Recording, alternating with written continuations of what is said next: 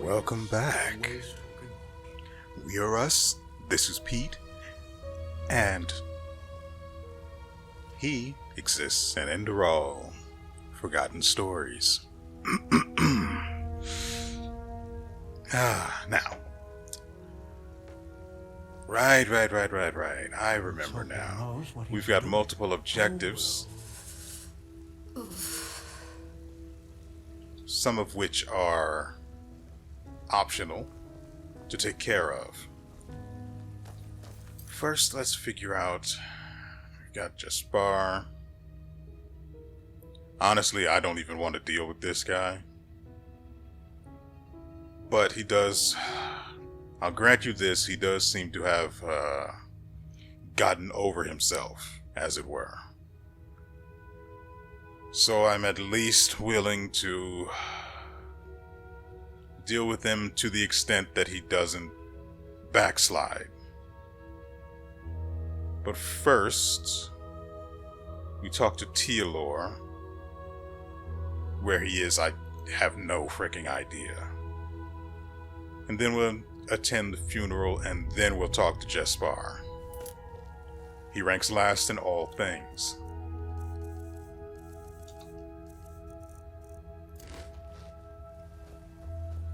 And for saying that, I deserve a pretzel. Where is...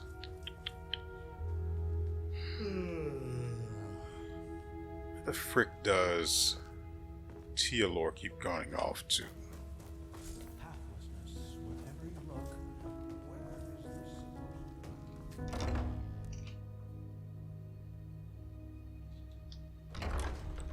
We still have not found out who killed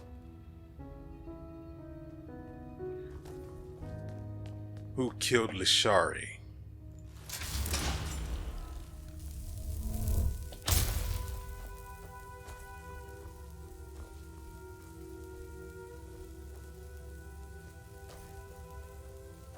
We know the why of it, the when of it, and the how of it, but not the who. Prophet. Well, only half of the who. Yes. So I overheard your discussion with the Truchessa. How can she still not believe the threat is real after all we've learned? You know, I know Natara better than you might believe. And I know the reason for her untouchable demeanor. Fear. She's afraid of losing something important to her. Something that she helped to create. And that is the Order. You probably do not know this, but unlike most keepers, Natara was not born of the Sublime Path. Even more than us, she had to fight for her place here. And through immense willpower and discipline, she made it. Not only to become an ordinary keeper, but into the highest league. So, in other words, the Order is all she has. Correct. It is all she has ever lived for, and she's afraid that change will destroy it. Your Reasonable. admission to our ranks, our truce with Narazul's mages. She believes that my imprisonment made me into a fool whose only intent is to get his will. She does not realize that all that has happened burdens me as much as it burdens her. And that I would give a lot for her support, rather than this ridiculous bickering.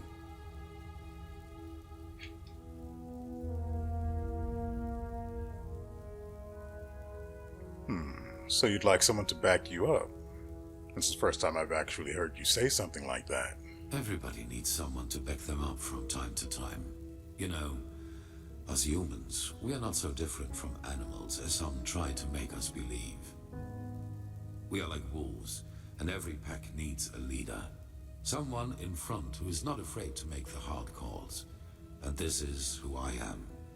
I did not ask for it, but I will not fail. If my resolve weakens, the others will lose their courage, and I cannot let that happen.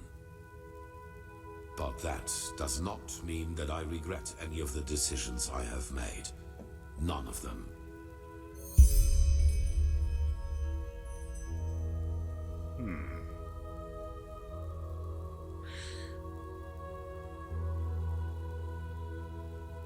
Well, I mean, I don't see why we couldn't find out whatever answer this leads to. I mean, he could always just say, go, and that would be that, right? So, you seem to know an awful lot about the Truchessa. How close exactly have you two been? That's none of your concern, but I presume you have your assumptions. Nope, not really. I don't care one way or the other. Prophet.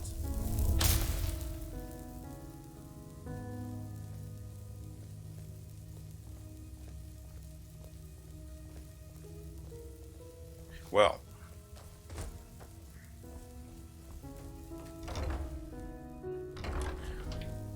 next up, we have a funeral to attend. I have no idea where it's supposed to happen, so... Huh. You're the one they call the Prophet, aren't you? Congratulations on passing the trial. Yes.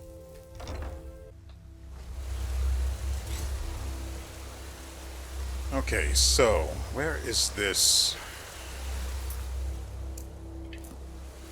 There we go. Well met. I just tried to sprint by double pressing W. I've been playing a little too much Phantasy Star Online New Genesis. Just a little. Like, I played that all the way into the early morning. I think it was 5?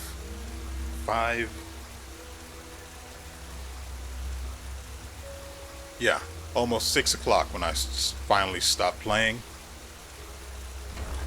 Huh? Though I'm not exactly sure when I started. It might have been somewhere around 10 the night before. It's above. Well, where did I... You just wait and see. For now, the game is actually pretty interesting and fun. Although I just tried using grenade launchers.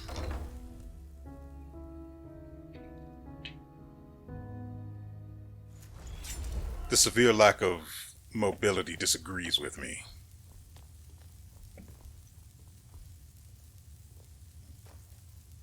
What? Is this not... No, there was definitely...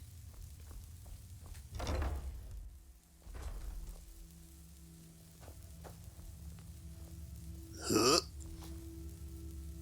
There was definitely... Yeah, see? But that marks the door I went in through to get up there. This is ridiculous.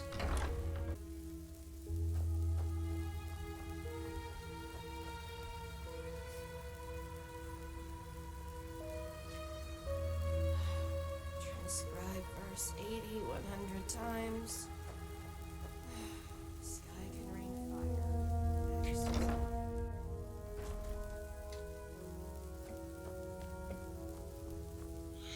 Huh. This is just madness. Simple madness. Let's hope he knows what he's doing.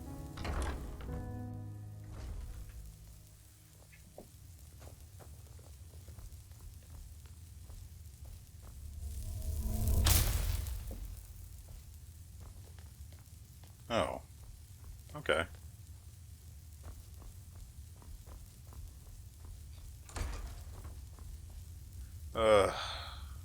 Hey, my clothes from when we first woke up after the...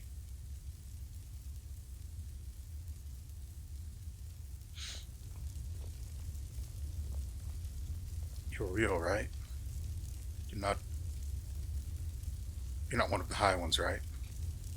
Walk blessed. Oh, thank goodness. Oh. Apparently he's still hurt. Now, isn't this a surprise? The world's nearing its end, yet the Prophet takes the time to pay me a visit. What do you need? Just checking on you. How's the injury doing? It does what most injuries do. Hurts. But I'm a lot better, thanks for asking. Truth be told, just lying around here doing nothing's what's bothering me the most at the moment. Well, we're going to start the mission to head into the City of 1,000 Floods soon. Just wanted to let you know. You did. I'm surprised. I never had the feeling we got along too well, but I guess life is full of surprises. I don't think this will be the end, though. Say what you want about this place, but it'll be a long time before Korak's men break through. The apothecarius said I might even be able to help if I rest for just a few more hours. Just be careful, all right? And find the Numinos.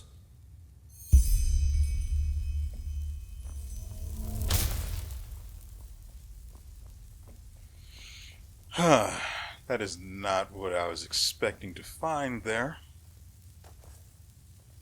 Never seen this room before.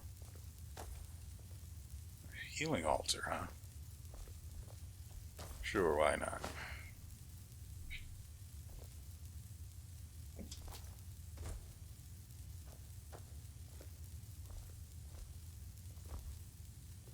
I don't actually need a key, though. I wonder if I can sleep on that through the door. Nope. Can't reach it. Dang it.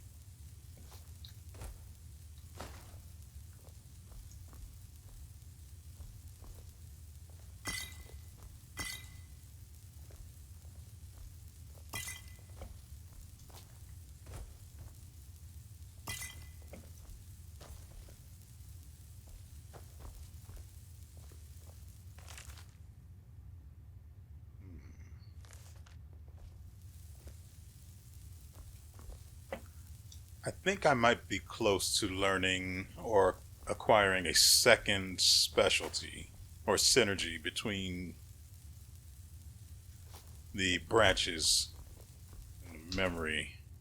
Got another point to actually spend. Forgot about that. Well, I sort of forgot. I remembered a while back.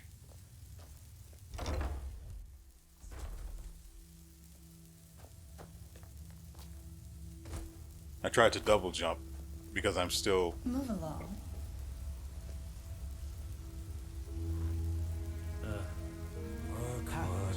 Wherever you look. Where is this supposed to be? Anyway, I tried to double jump Knows what he's doing, though. from the ledge behind the statue. Why are you just standing there? Huh?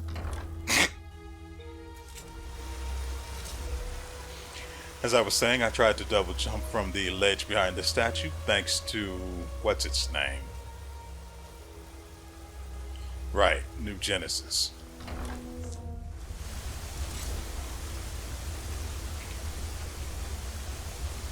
A machine that can banish the tyrant. Indeed they are. I feel like I should make it, plain that I don't play on the global version of New Genesis. Oh, it's here.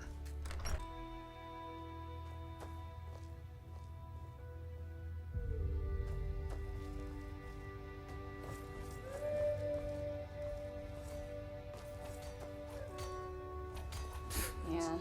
It's not as if I didn't tell them that already. Where the frick is this trying to take me this way?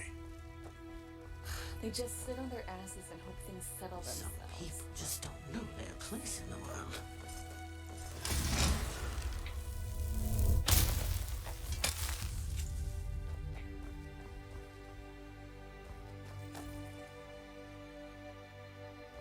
And so the circle closes, as it does for these three virtuous souls we are mourning today. But fear not, for they gave their life for a just cause, for the greater good, and will thus be walking on the endless paths forever, together with our Lord Malthus. Magistra Jailer, keeper of the third sigil and master of the archives.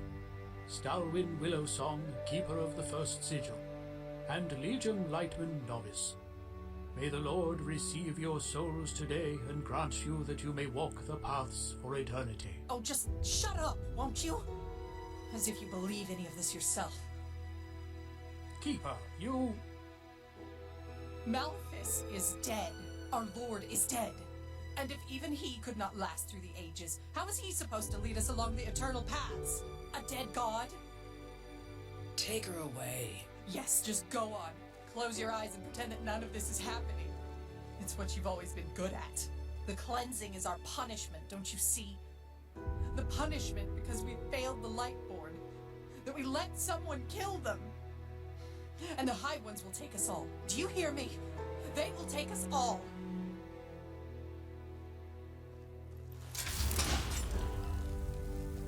Keep going. You know, I was going to say that she needs a good thumping, but Magistra Jailer, Keeper of the Third Sigil and Master of the Archives. Stalwyn Willowsong, Keeper of the First Sigil. And Legion Lightman Novice. May the Lord receive your souls today and grant you that you may walk the paths for eternity.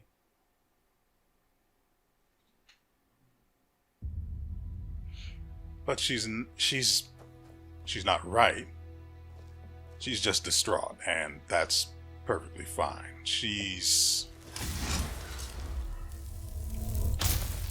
As they say, she's experiencing a crisis of faith. Isn't this a surprise? Granted, they never should have treated the Lightborn as gods, Have you heard the news? but that's their own issue. So the next day of the Kraken, there will be a new performance of I Once Loved a Scarag Wench. Oh, so you want to see? Where the frick do we go now? So we just need to wait for the map to be done. Or deciphered.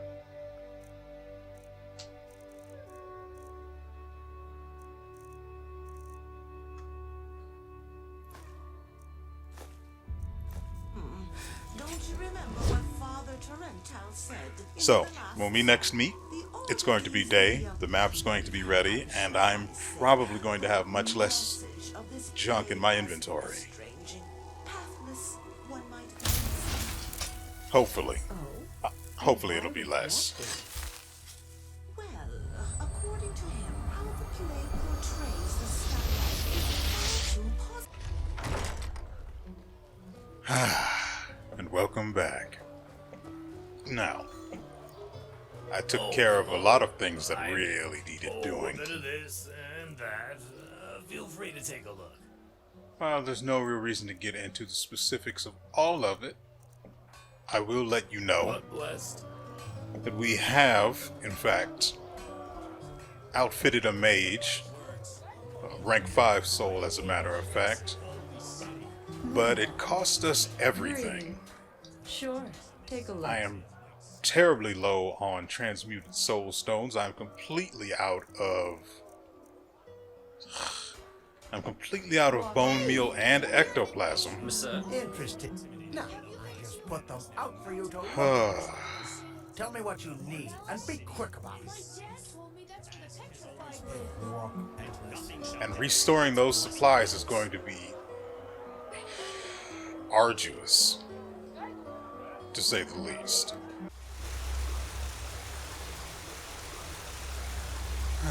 Let's see, we're supposed to meet Kalia.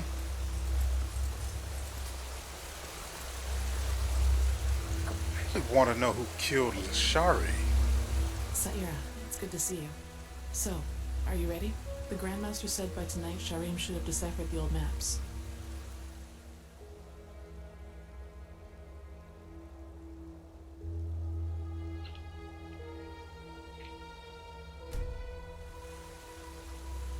Fine.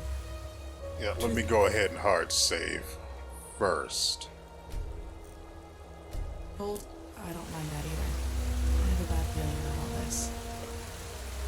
Like, there are so many things left that I need to do. One of which I have a feeling ties into how this ends. I'd really like to get that done first, but it also ties into the books for the Butcher of Ark.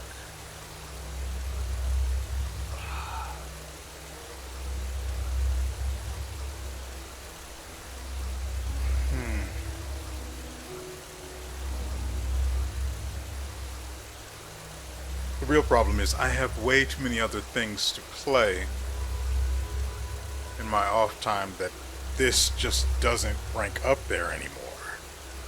At least not right now. And I really want to get these other things done, but I just can't fit this in. Not with the amount of time it takes to do everything.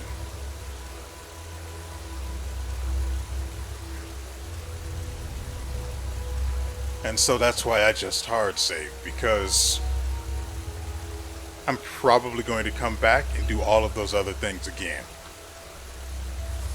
As a matter of fact, you guys may as well consider this to be an alternate ending experience. This is not the way this playthrough is going to end. I want to do the other things first, but I have to actually do those things in order to come back here and do the ending that may result from having those other things finished.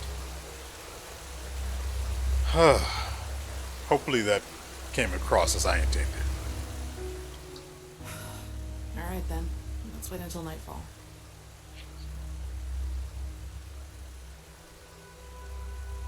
Go on ahead, I'll follow.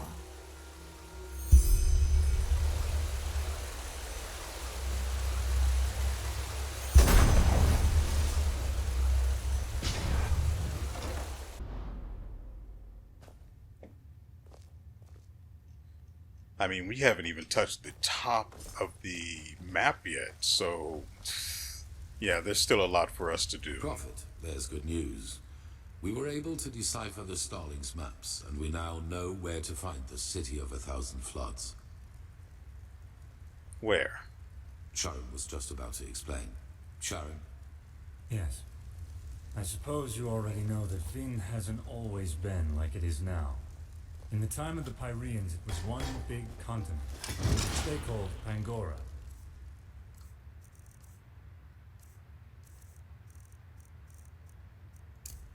Only the Starfall and the era of Zaharon's madness split it apart.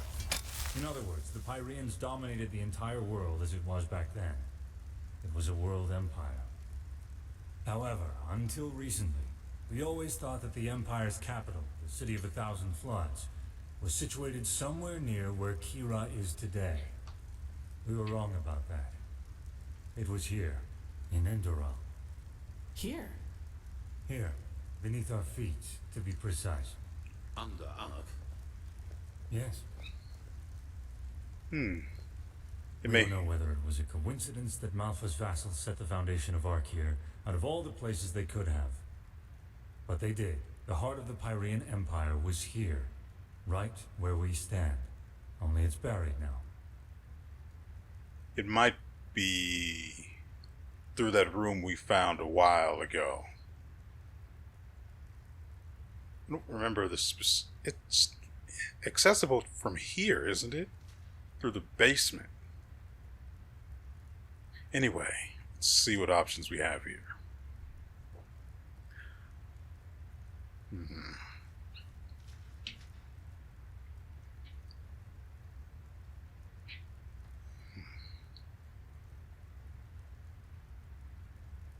So, we need to get down there, but how? It would take years to dig that deep. True, but there might be another way. Do you know the myth of the Black Guardian? Yeah. The Enderalians believe that there is some kind of demon deep down below the surface, and that you can even hear him scream if you just listen carefully. Rubbish, of course, but I think that these screams are the sound of wind. And if there's wind... There are tunnels. So are you suggesting that the Undercity's cavern reaches that deep? Into the City of Floods? Into what is left of it. All we need to do is find an entrance point that can lead us down. Then we leave without further delay. There's no point in leading an army down there, so the four of us will go alone. Prophet, speak to the Archmagister and tell him to give you the word of the dead and the container for the Numinos. We will need both. He's at the beacon. Shouldn't we at least think this through before we go? Ready your equipment. We'll meet at the gate to the Undercity.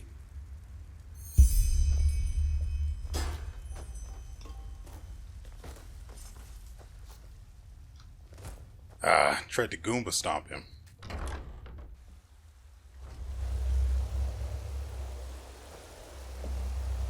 So let's see him.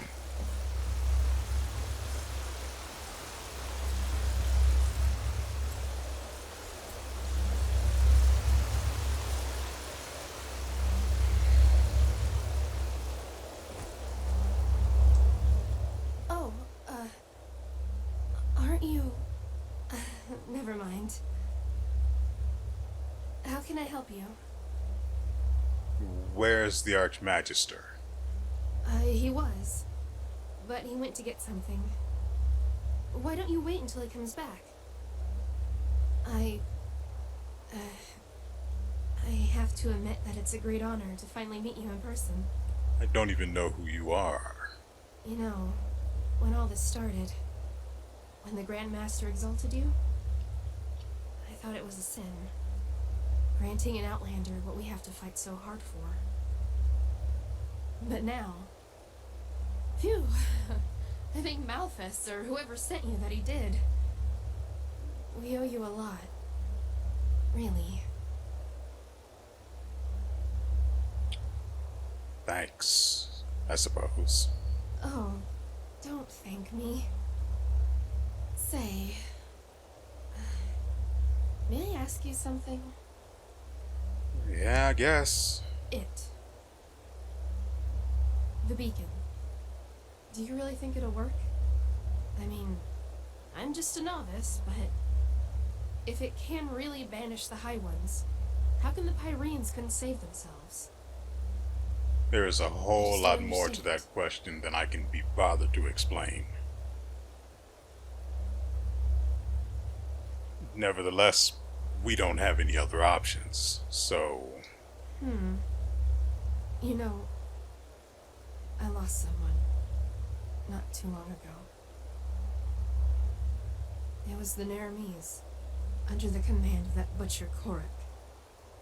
My family has a small farm near the coast. When the first of the Naramis ships landed, I immediately rode to them to get them into the city, into safety. And then what? I'm sorry. This isn't easy. You brought it up. Our farm. It's on a small cliff near the farmer's coast. Just a few miles from Ark. I already had a bad feeling when I set out. And then I saw the smoke. And then there was that smell.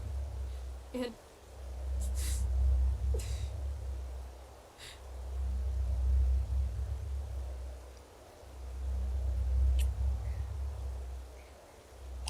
I know what smell, you know what smell, but we have to ask, what smell? The smell of burnt meat. It was everywhere.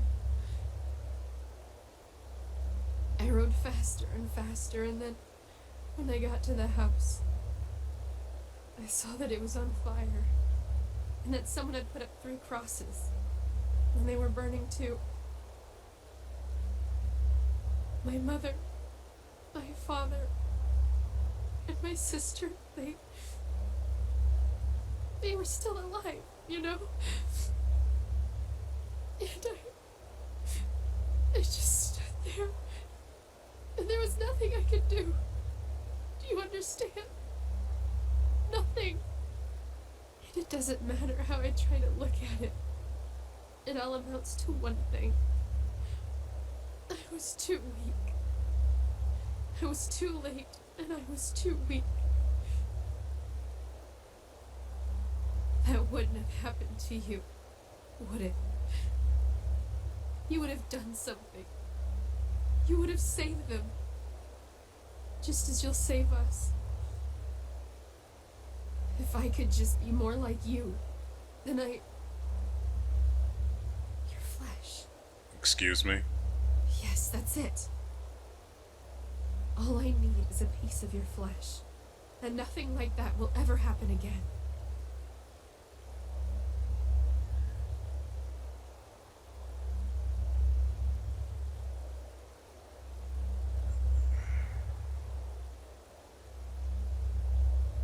You know, I had a witty remark, but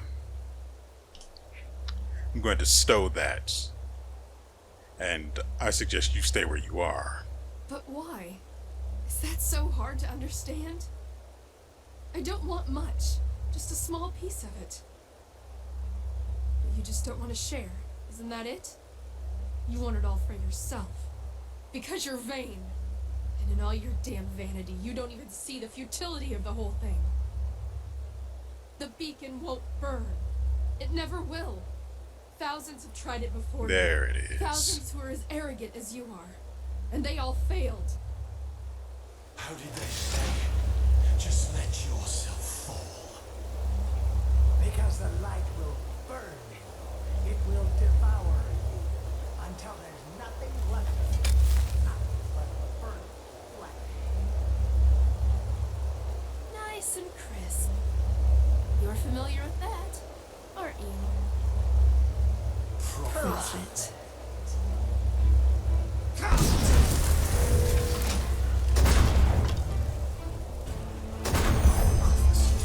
We need to stop them. Armor won't save you from the bonk, buddy.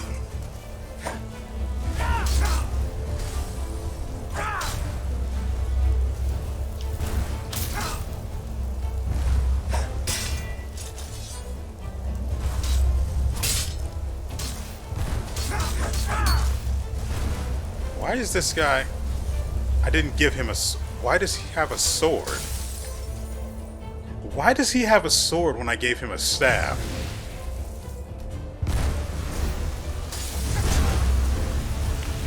I did...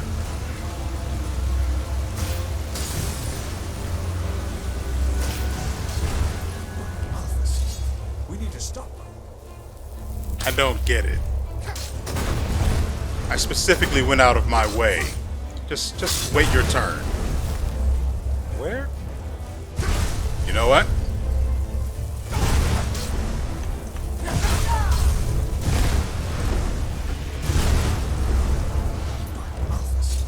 We need to stop them.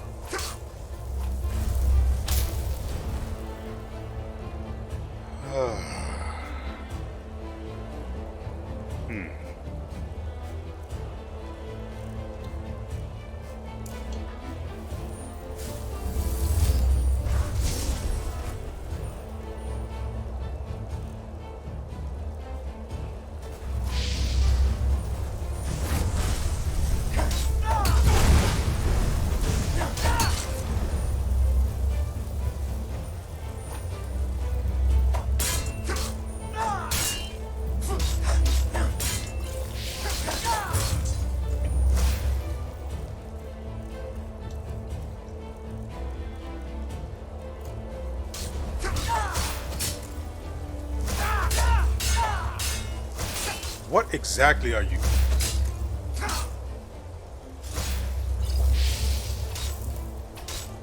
What the f...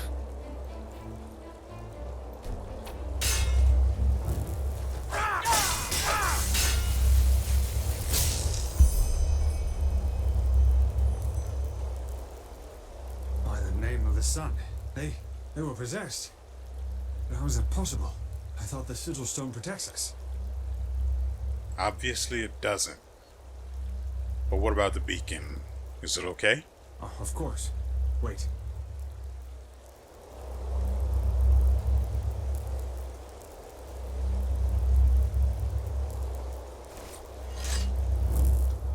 And since I... Let's see. Frankly, it doesn't even matter if I do this anymore.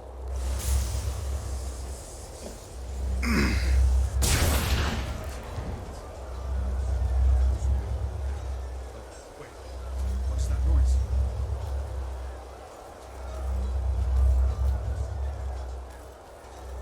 Oh, by the righteous path. I think you should see this. Huh.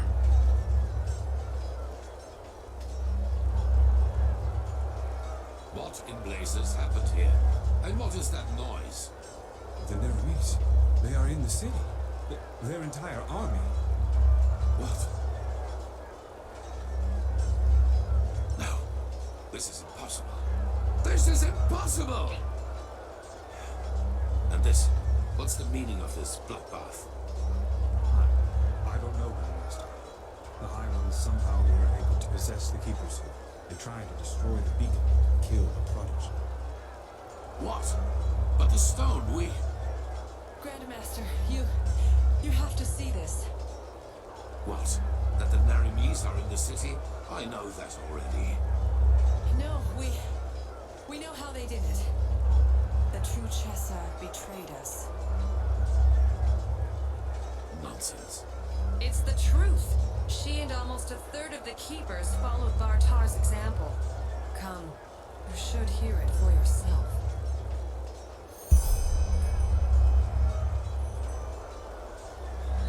The temple gates be closed right away and positioned archers on the battlements. At least for now, none of these Naramis bastards will enter the temple. Well done. Well.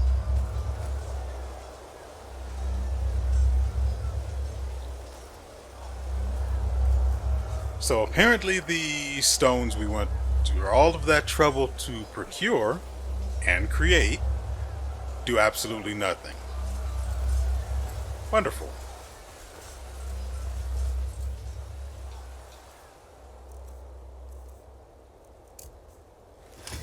There, she survived it. Open your eyes, traitor. What? Hi, Grandmaster. I am so sorry. It shouldn't have happened like that. Oh, my Malphus. What have I done? Tell us what happened. Of course, Grandmaster. I will.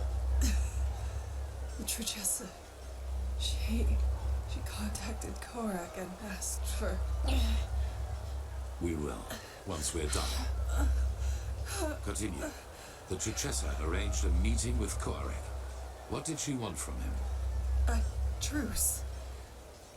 She offered him the city if he would promise not to harm anyone. Yeah. She had this stone, you know, the sigil stone that protects us keepers from the High Ones. Korak, he agreed. Once the gates were open, he killed everyone. Yes, the Trichessa. Even though she kept her end of the bargain. Then they swarmed into the city and... Oh, but Malphus, I am so sorry. I'm so sorry. Take her to the Corarium. Wait. You have to forgive me. I mean, we only wanted the best. You have to believe me. Please don't let me die as a pathless. Please. I forgive you. Now go. Yes, of course, Grandmaster.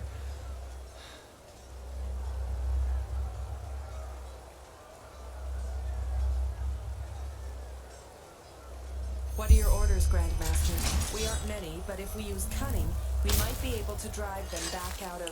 Why do you We have will a not. sword? We are no more than 6 up here, and the Narimis are thousands.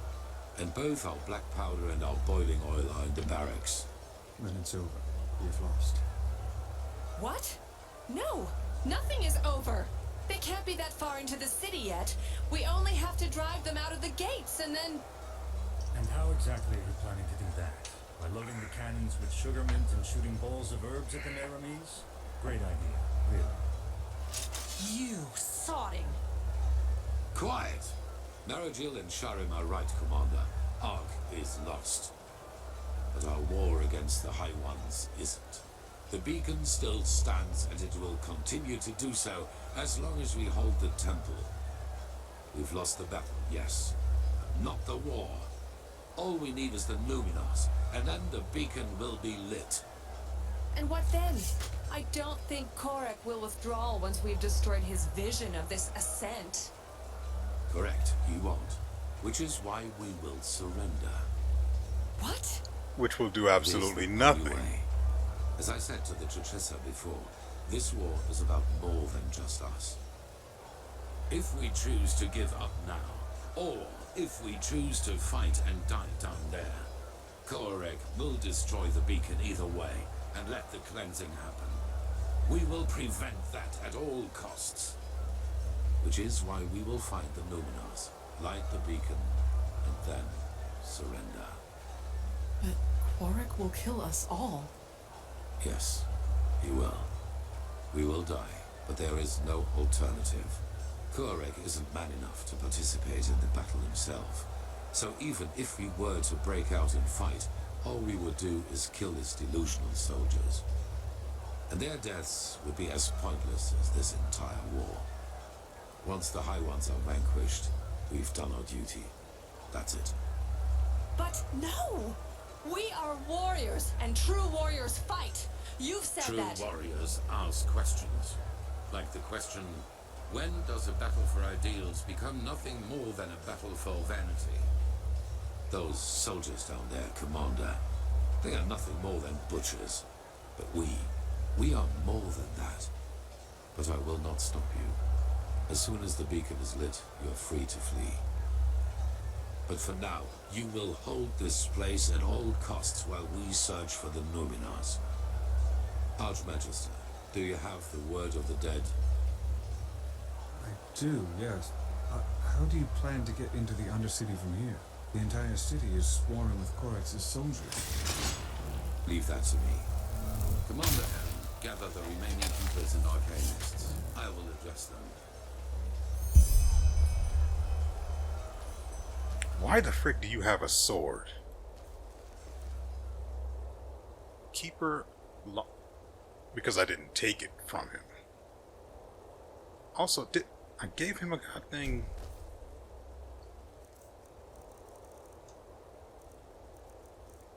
Yeah, I gave him the freaking staff, right? He should have the staff of the ice wall. It's not great, but...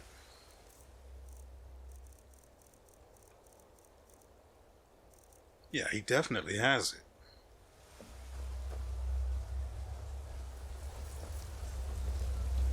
Wonder if I can just...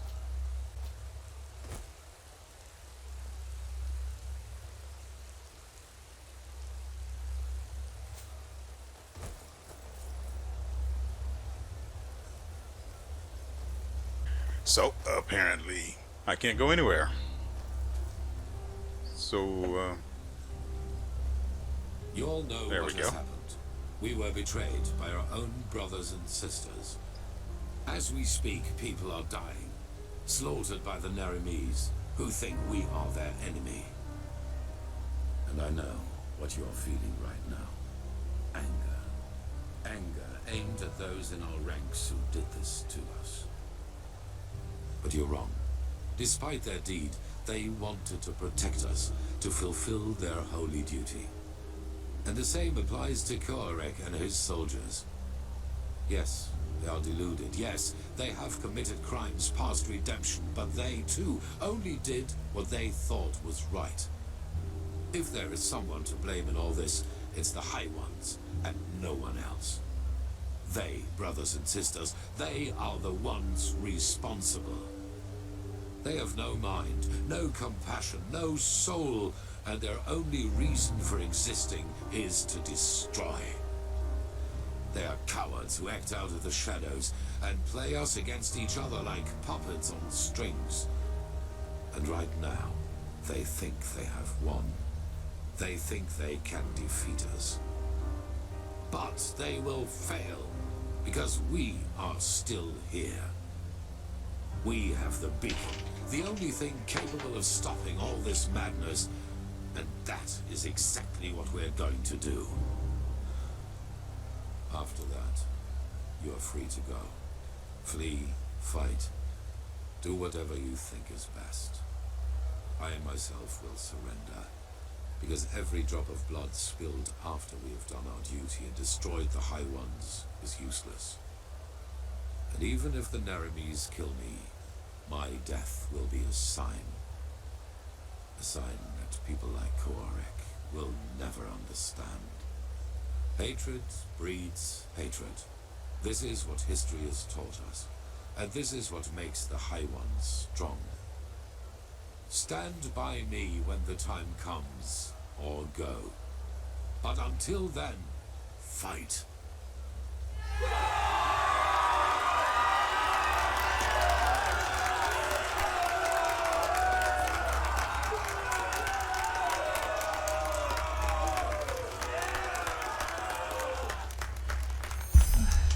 Yeah, as if.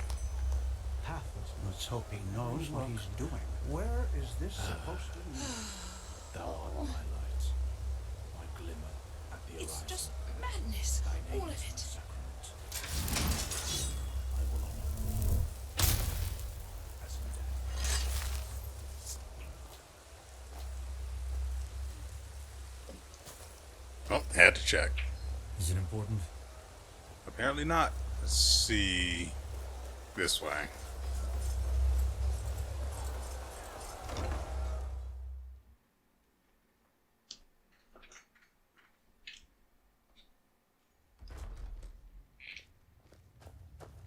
The prodigy, huh? Apparently we owe you for the shards of this sigil stone. That do absolutely nothing. Never say this, but thank you. Hmm.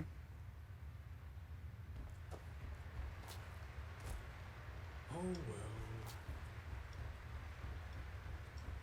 There we go.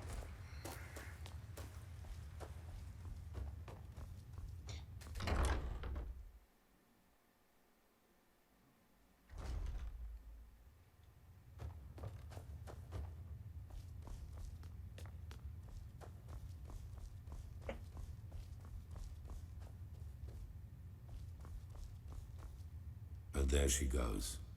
4,000 years this city has stood. And now she is aflame. It is a tragedy.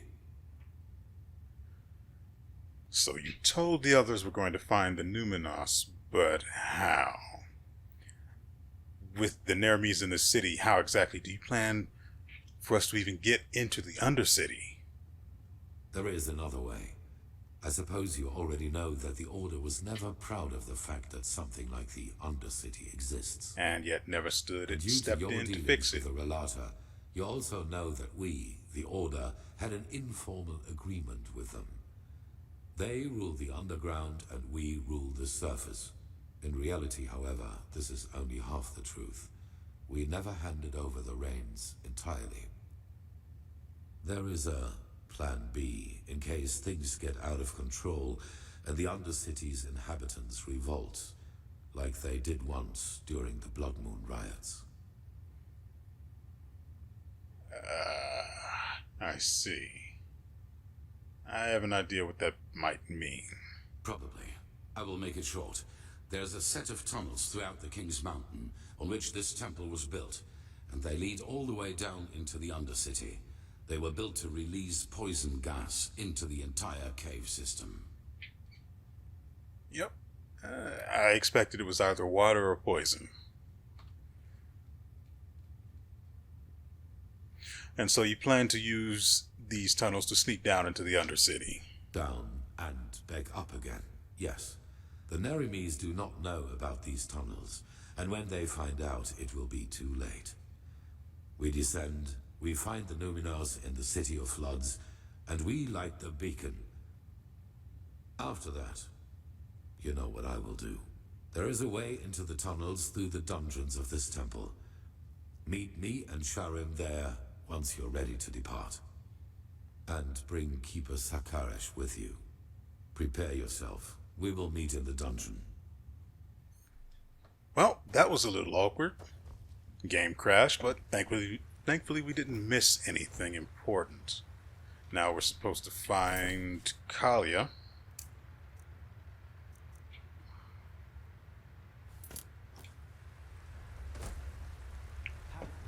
Who's down here? What do you want? Where is this supposed to lead?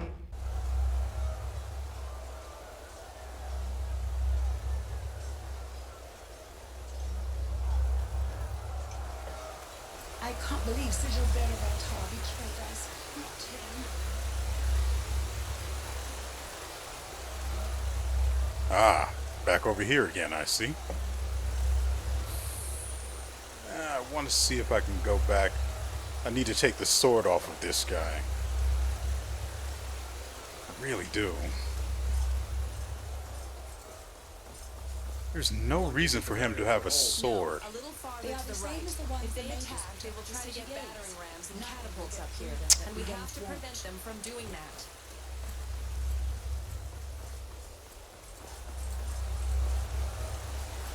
Prophet, we will do what we can here, but Saira. who knows what the Naramis will come up with to get inside.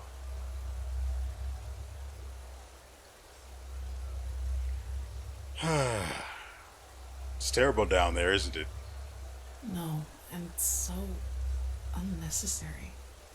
Rampaging through the streets, slaughtering innocents, yet they still think they're doing the right thing. Sad, isn't it? Anyway, That's certainly a not word going to for worry it. about it now, I guess. What did he say? How is he planning to get us down into the Undercity? There are tunnels in the mountain. They were meant to pipe poison gas into the Undercity in case they revolted. Wonderful, I know. Anyway, we're going to use them to get down there. So a system designed for genocide turns out to be our path to salvation. Just a little bit of If fate has genocide. anything, it is a sense of humor. Anyway, there is one thing I wanted to ask you before we set out. If things happen as Aranthiel thinks they will you surrender to Korak?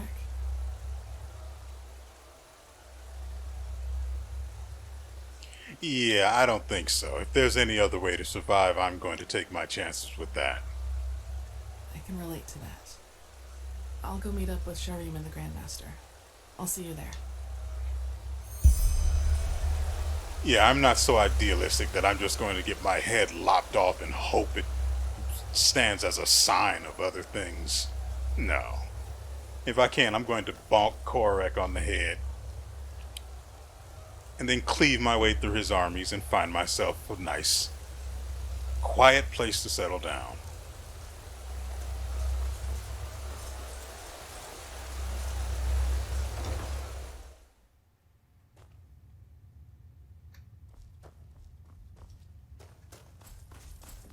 Malphas's blessings.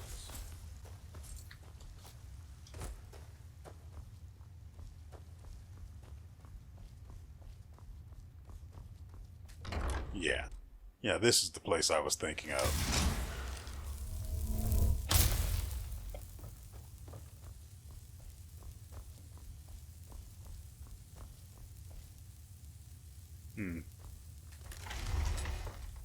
Okay.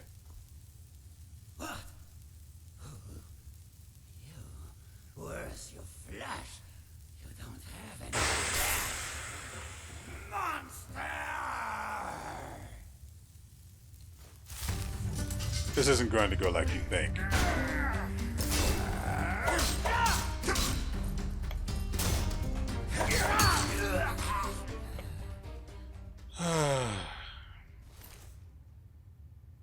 What a waste. I'm just going to take these for old time's sake. Also,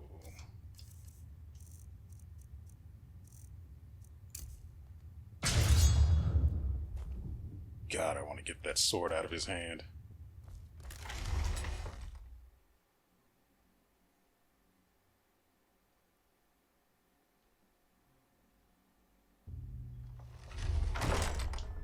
I don't remember him having the sword before when I...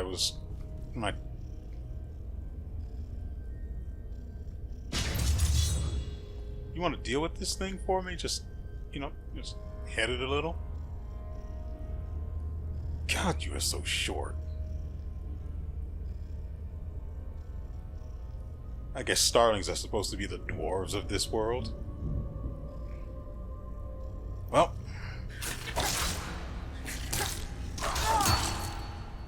Ooh.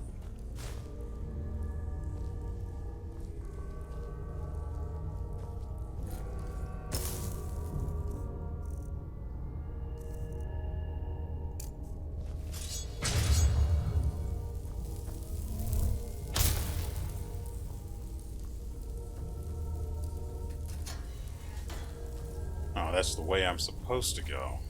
Poison gas tunnel. The frick? There's one thing the Holy Order has always been. It's creative. Respect for that. Ah.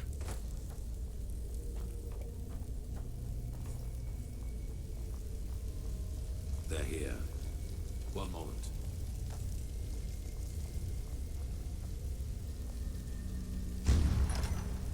Interesting. If I may ask, Grandmaster, how does that work? It's a sigil, and it can only be opened by one bearing the Grandmaster's sword. Follow me.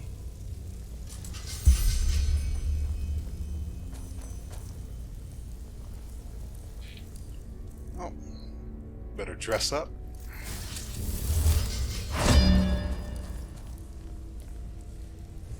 You know, I would follow him, but he's going way too slowly for my liking.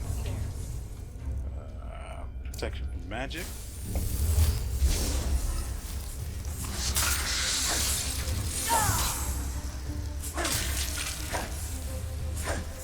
Where are you running to?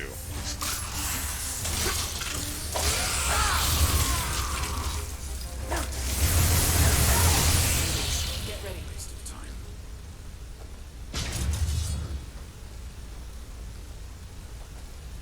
In case you were wondering, those three water blades up there contain the Starling machinery which releases the poison gas.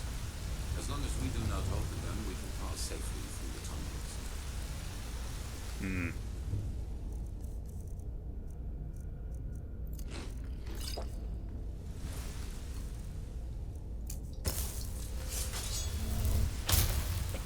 So, this tunnel system, how many exit points does it have? I assume that a single exit to the embassy doesn't supply the poison at all by itself. No.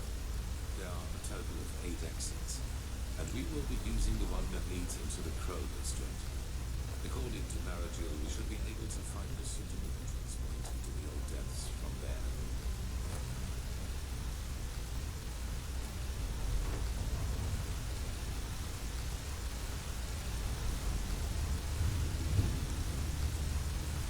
Yeah, I'm going to just make... See?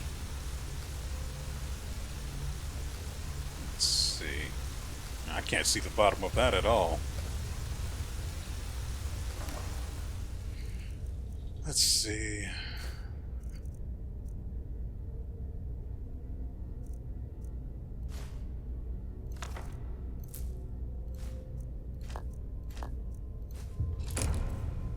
Right, I did also put quite a few points into sleight of hand, so we found some nice things in there. Extra, in fact. But now, I just need to get back around here.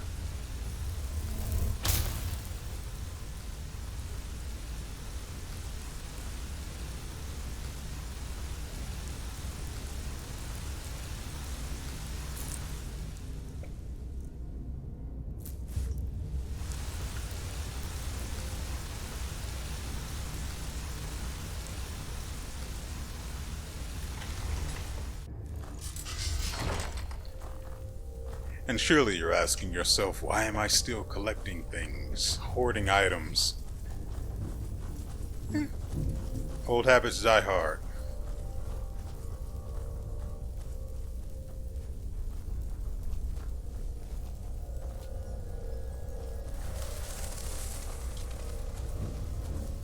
Oh. Don't worry, I see you. That is really obnoxious and not a thing that should be happening.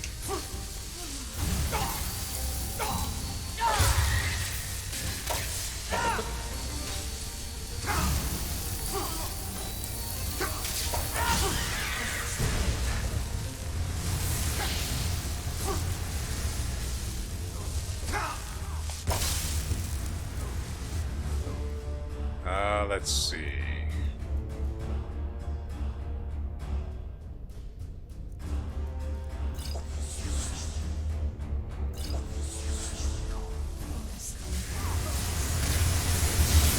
Are they really having this hard of a time?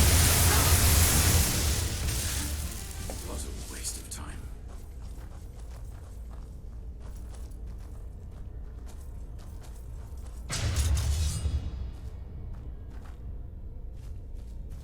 That is a little embarrassing.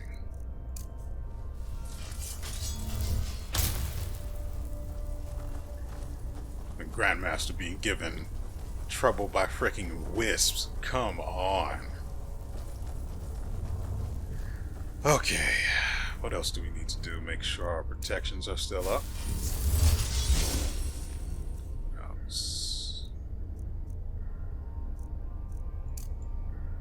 Mage light is fine.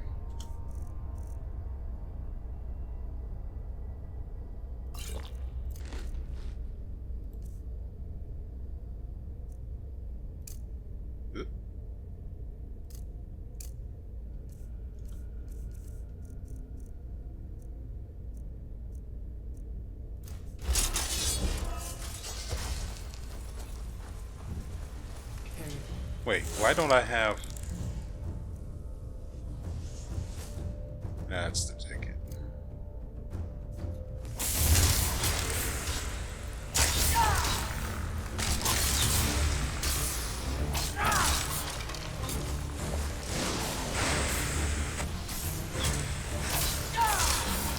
What a waste of time. These guys do no damage.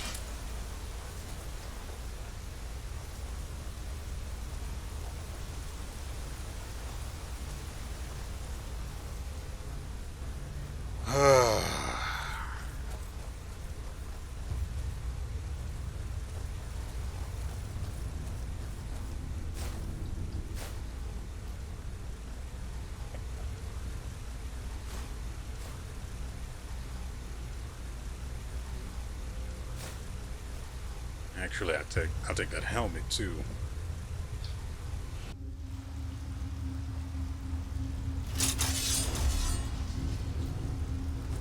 Okay, let's see. I just had to go and spin that memory point really quickly.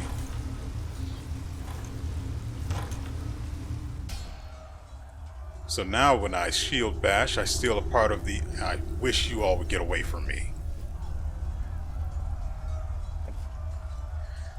I'm calm. I am calm. Let's see.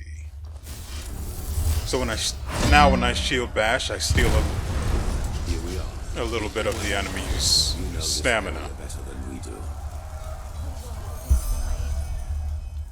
Wow. The Undercity is literally burning. And I need a light. What the? Careful.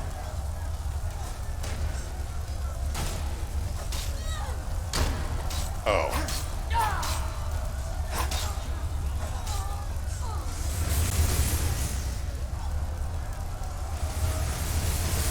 Oh.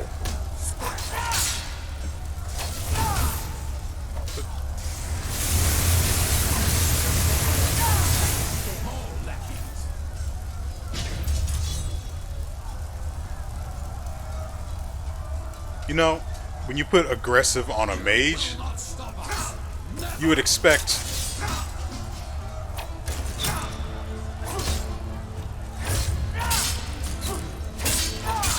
only you weren't so terribly terrible. You expect when you tell a mage to go aggressive that he'll just burn through his mana reserves, right? Not the case at all. Instead, he'll try to take the enemy on with his bare fists, but he won't actually move towards them.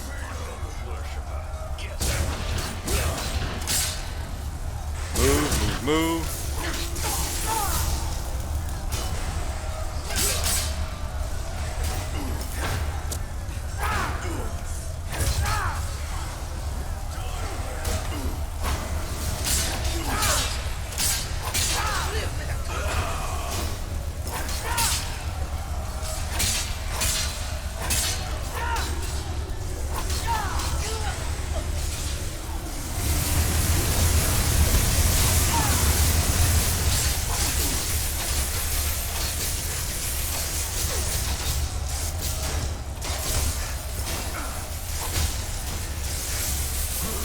One moment, please.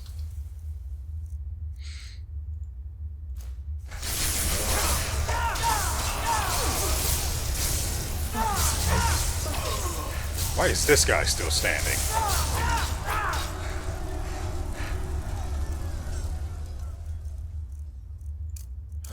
If you want something done right.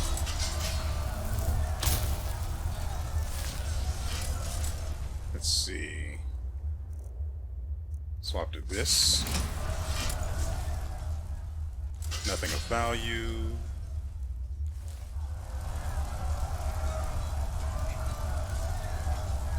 What a waste of a perfectly good place. Well, to be fair, the Undercity was absolute garbage and didn't need to exist, but it had its uses.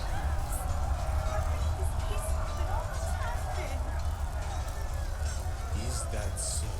And the radiant being which was Malthus turned away and extended its arms towards the sky, and thousands of light bolts rushed down onto the wretched city, destroying everything. Might be able to save them if I... No, I can't even get to them. So, may as well make sure I didn't miss anything.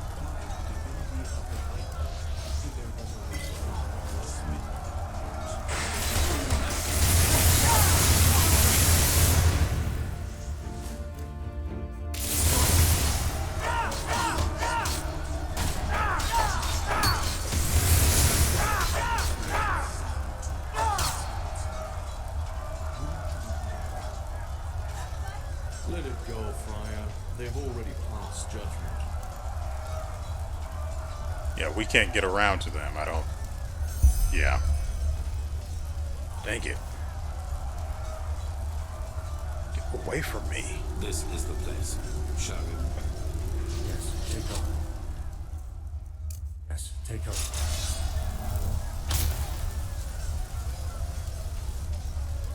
Impressive. Entropy. Lead the way, Prophet. You know what we are looking for.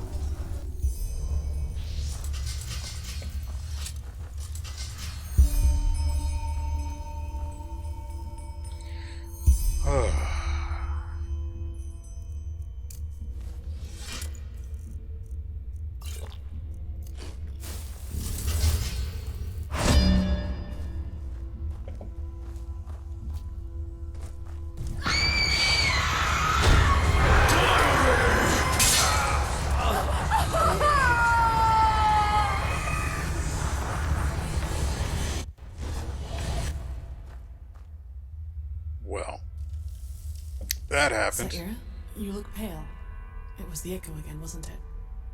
Yeah, but it was stronger. Stronger? That might be because we're getting closer to where the last cleansing happened. If we just follow the visions, they might lead us directly to the temple, and thus to their version of the beacon.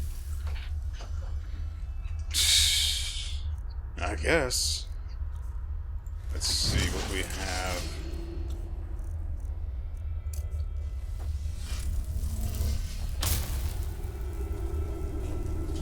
Yeah, nothing but lost ones. A controlled lost one.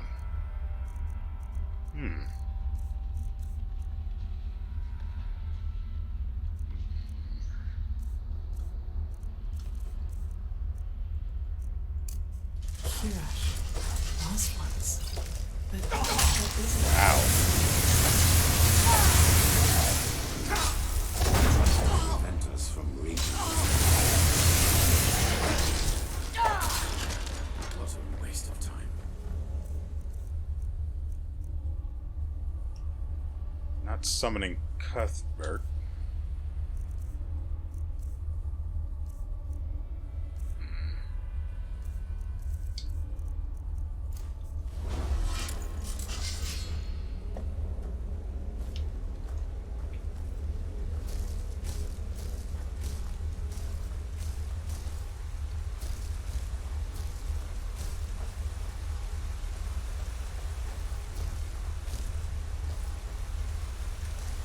You will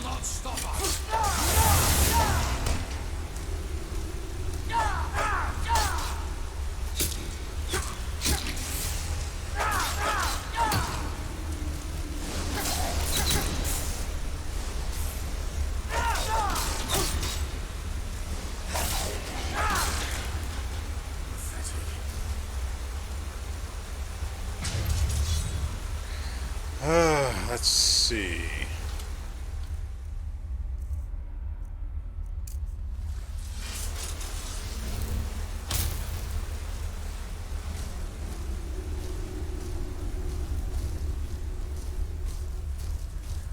And as always, with no idea where I'm going, I make it up as I go along.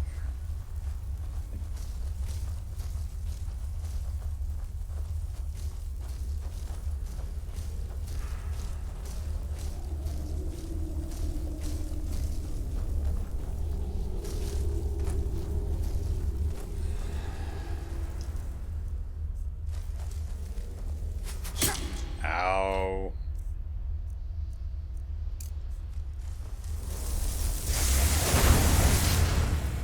From there we go here.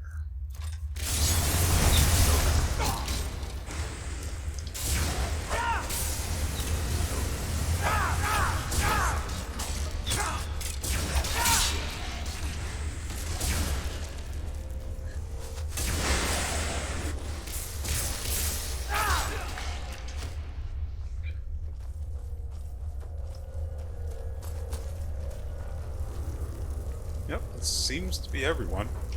Wait, there's one up ahead.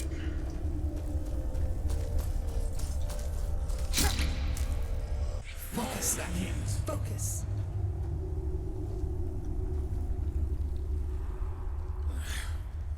Pathetic.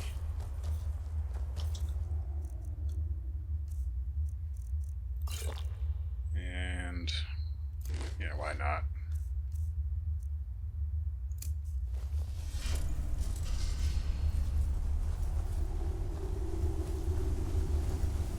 The city of 1,000 fronts.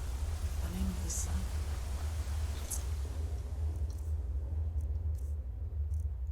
So beautiful. And dangerous. Come, we need to get down there.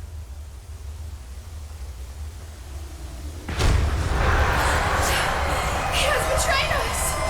Jakal opened the gates and now they're killing everyone! The temple! Retreat to the temple! Choice, and you've chosen ignorance. Now pay the price.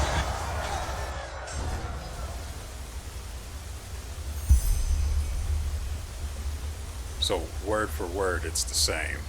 What did you see?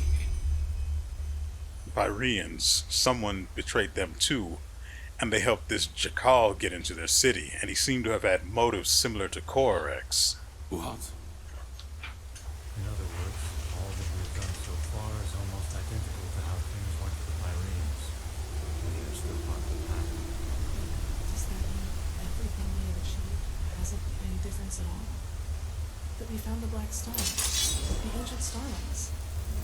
All that the prophet has seen is that someone betrayed the Pyreans too, and that this jackal was deluded as this fool WeArEuS. We knew that already. We are the first to be so close to lighting the beacon. I can feel it. I don't know about that.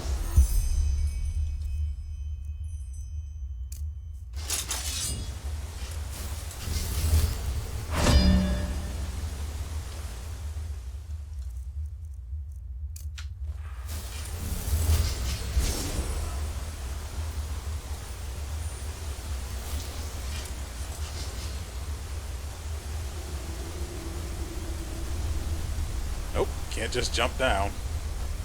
That'd be too easy.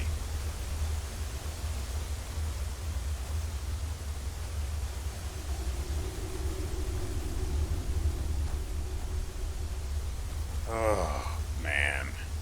They're really going to make me do this, huh?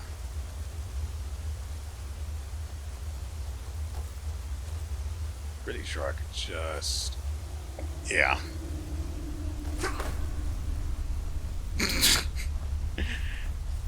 I'll admit, they all have balls.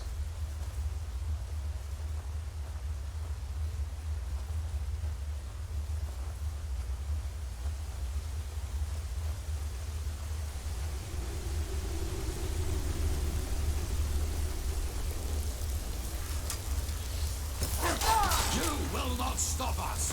Never!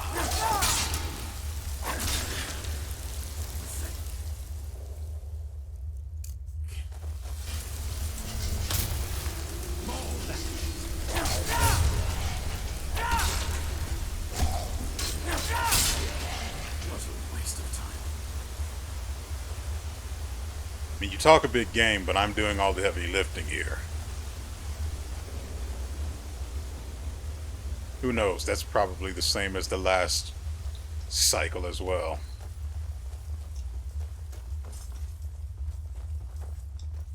By Malphas, all these corpses. How can they still be here? They should have decayed long ago. Good question.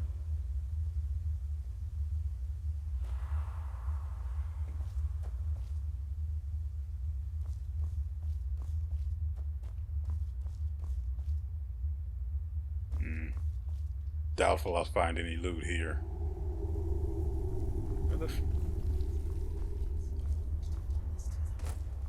What we see here, it must have been their final moments before the High Ones devoured them. I fear you're right. They must have tried to get into the temple, into safety. In vain. This is tragic. Yes, very tragic. Are you done? Of course.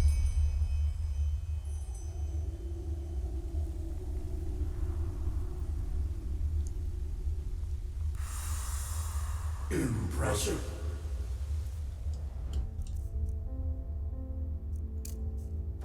I suppose we have company.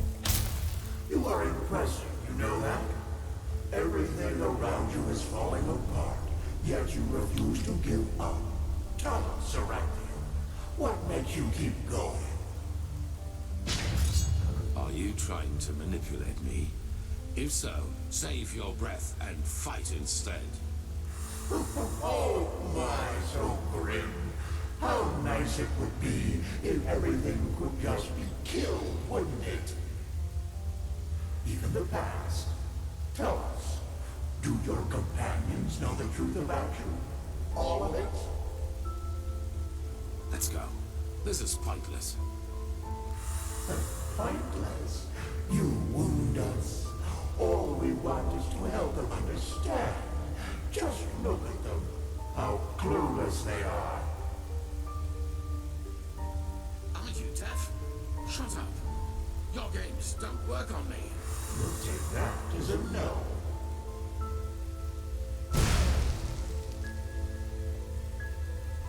But there has to be a way. Not here in Enderal, Tilo. We could hide the pregnancy, but a living child? A lightborn and immortal. It's blasphemy. As ridiculous as that may sound coming from my mouth, you could flee with him, you know. Take him somewhere where no one will find you. What? Irlanda, that... No. They would recognize us for who we are. Not if we took precautions. But even if they did, no one would dare oppose a lightborn. No one. Tilo, please, don't let him grow up without a father. He will be special. I can feel it. And he will need you. What is this? But... No, I can't. The Council, Irlanda. You know what they said about me. They want to do it. You mean the exaltation? I can't believe you just said that. This is about a child, Tilo. Our child. Yes, our child. Why don't you tell me another 1,000 times? Stop this!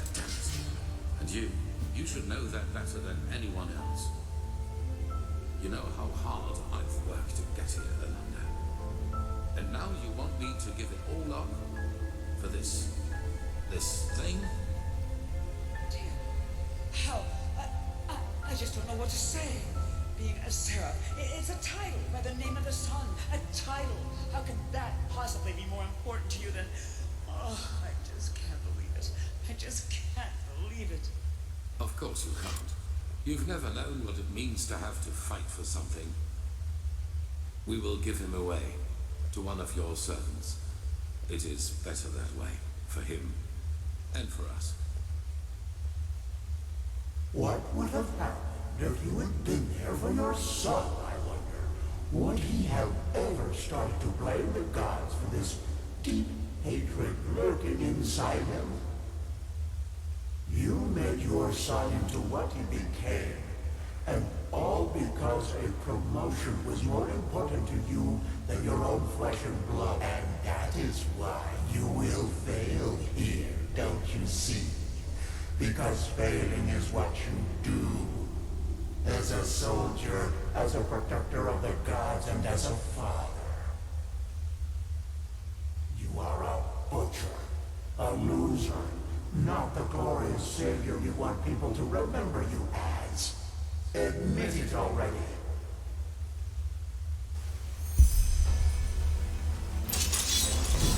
Gosh, that's a lot.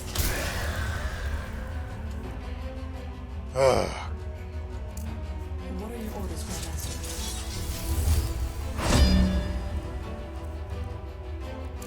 We'll see about that. Sean, you will keep us in mind.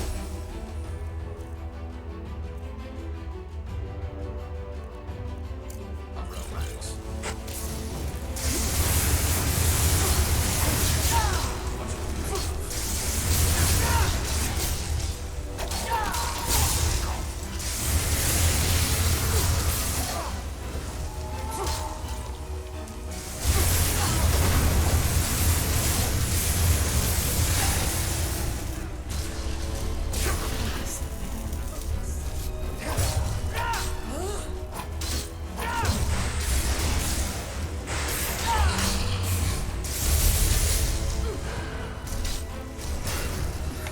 Blocking the way. The path is clear. Advance.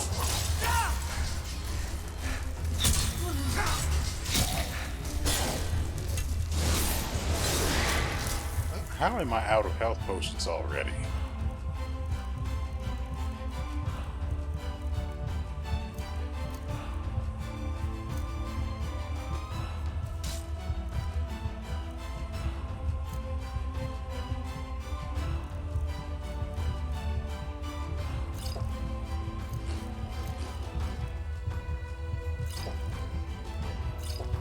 What else do we need? There it is.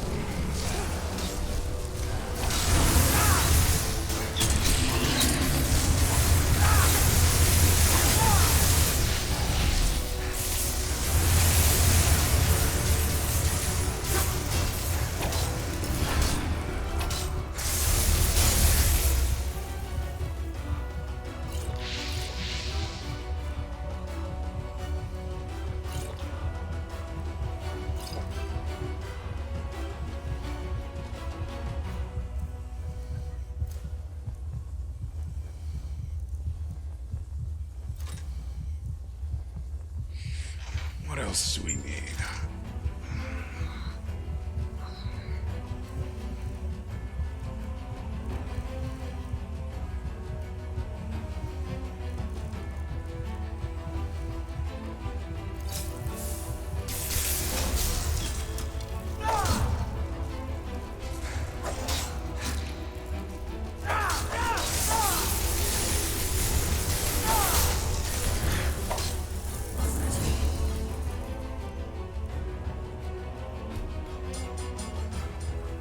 That was all of them. Quickly now, to the gate. Garage. It's locked. What do we...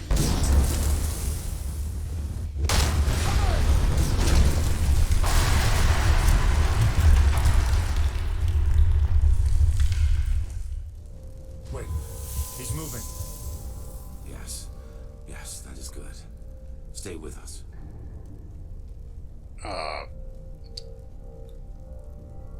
Okay, so I tried to go ahead and spend the memory point that we just got, but it resulted in some wonkiness. So I left and immediately come back to having a fireball shot at me and then being knocked unconscious.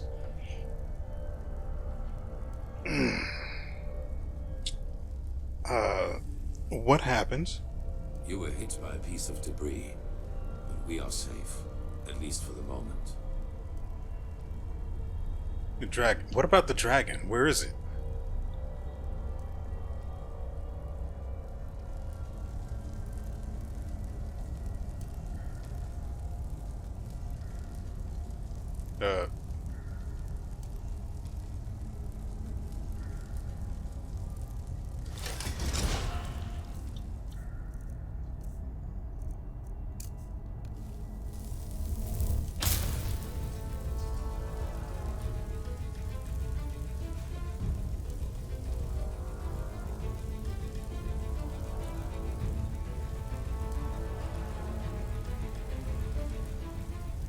Huh.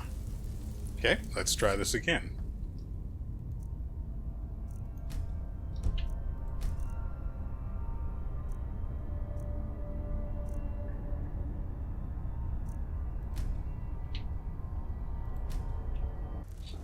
Wait, he's moving. Yes, that is good. Stay with us. You were hit Yes, by a we piece of already debris, know. but we are safe, at least for the moment. And insists on bugging out here.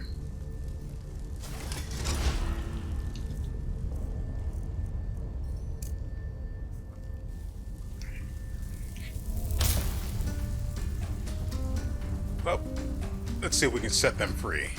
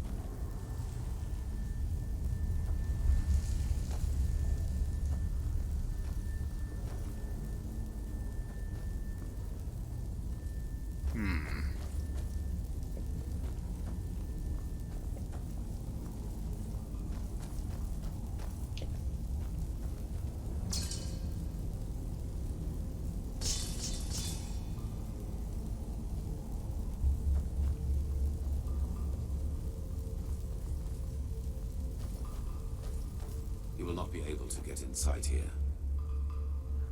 What about Kalia? Where is she? The building came down on top of her. There was nothing we could do. But you survived. That is what matters for now.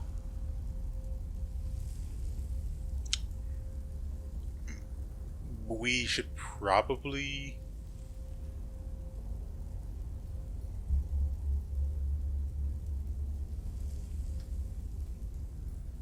I mean, I know we don't have the time, but it just seems a little silly to not at least try and search for her.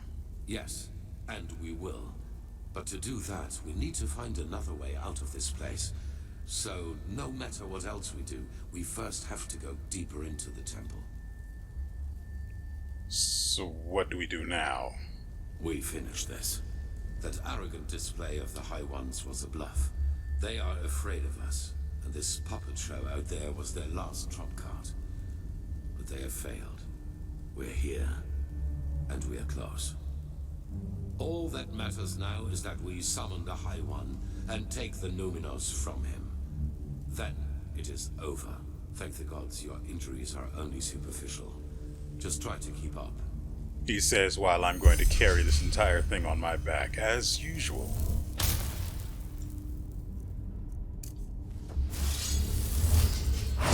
Although I will be honest, Sharim's ability to, deal AoE damage is hugely helpful.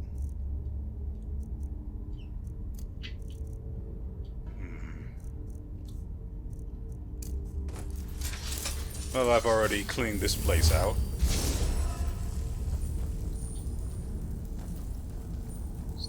Wonder what this is.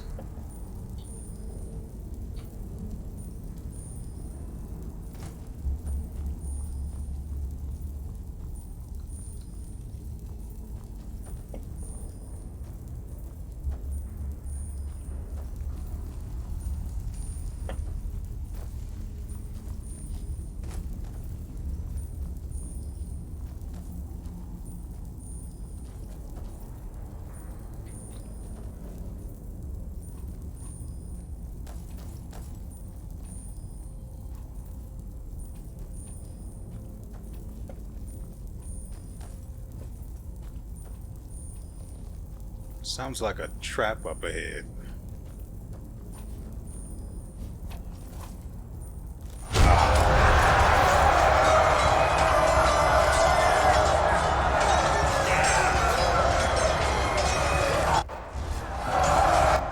Kiraj, did you see that?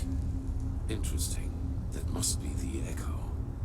We are so close to where the last cleansing happened that not only the Prophet sees it, but we do as well.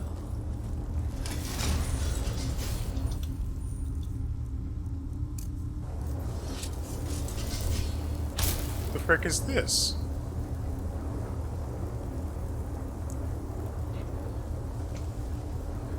I'm probably not going to find any loot here.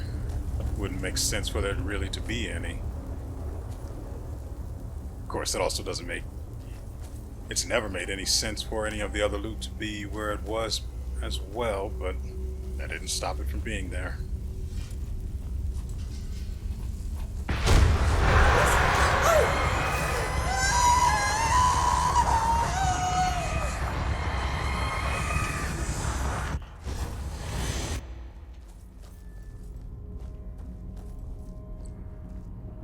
I really like the part where I can walk forward through these and then it sends me back to where it started, where I was when it started.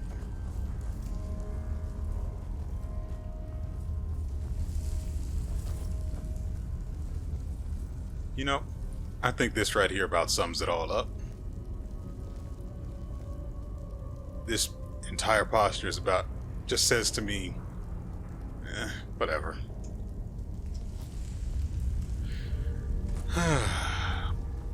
But we have to keep going forward. I think What a waste of time. The beacon is all that matters, understood? They must not harm it.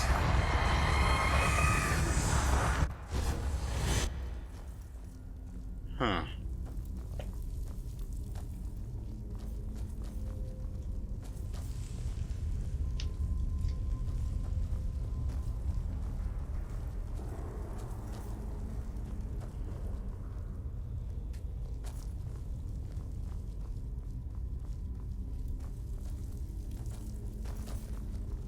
This looks like... I was thinking it might have been their old beacon, but I don't think so.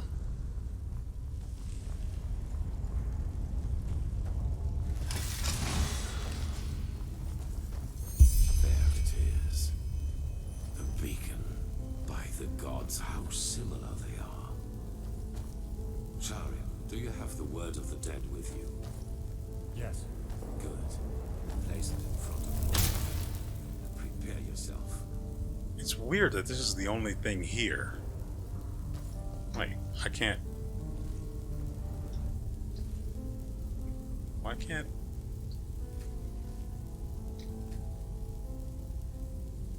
Curiouser and curiouser. I can't pick it up, I can't do anything with it, but it's here. Is that the only anomaly here?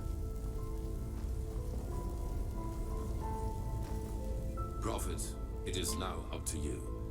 Somehow you must recall the moment when the last cleansing happened. If Shayla's theory is right, this is the only way to get our hands on something close to a physical form of a High One.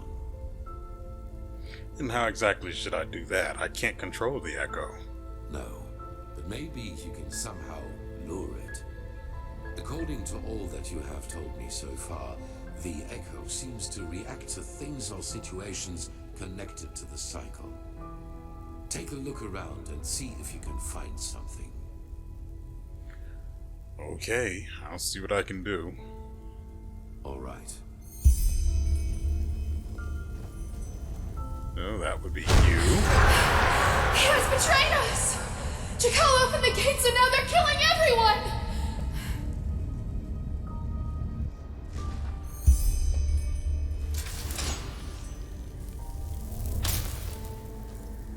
I think I saw something over here.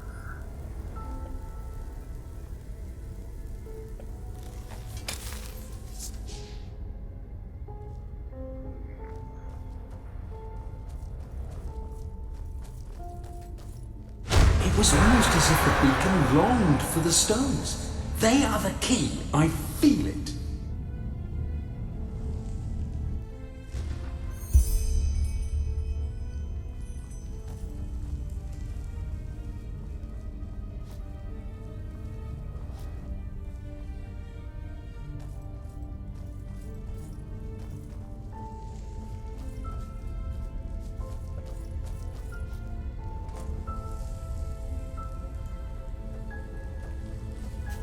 There it is. The core of this sickness is in people's heads. It is a way of thinking. But you will never understand that, High Priest. Will you? Word for word.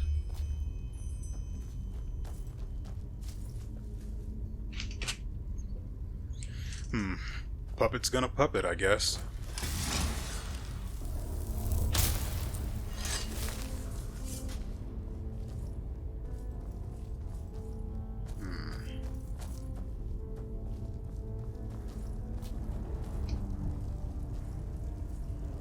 The beacon was created to banish the High Ones from existence, but to do that, we need something from them.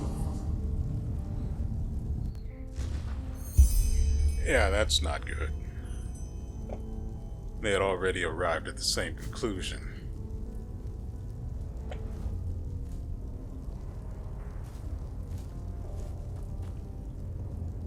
There. They are similar to magic, or the power responsible for the tides. They are pure energy.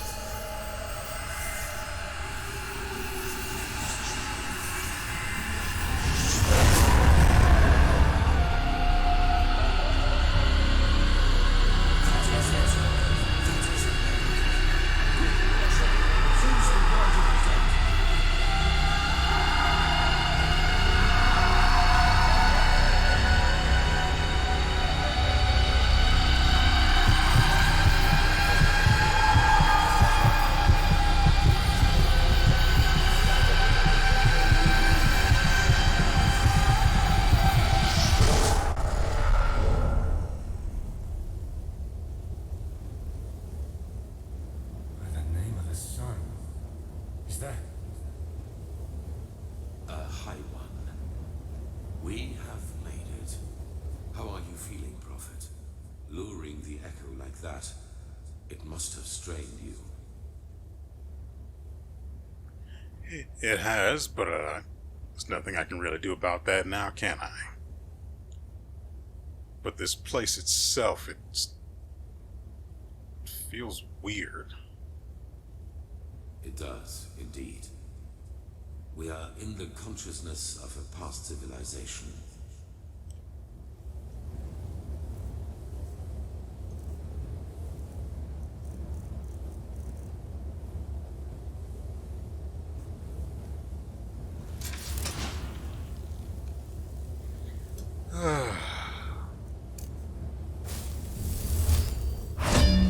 Guess I'm the one that has to go forward.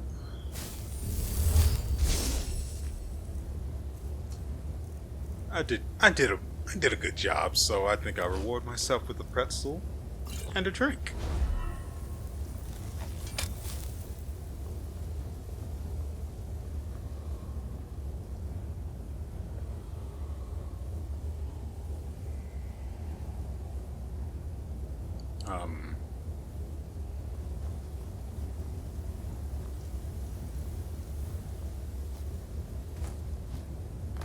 What?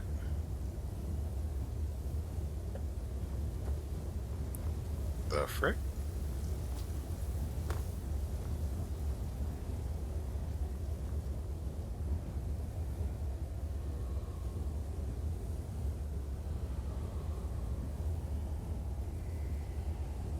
And here I sit, broken-hearted. come on.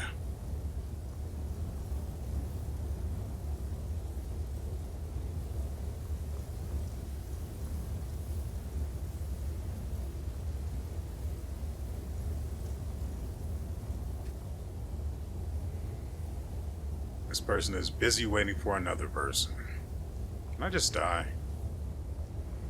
Nope.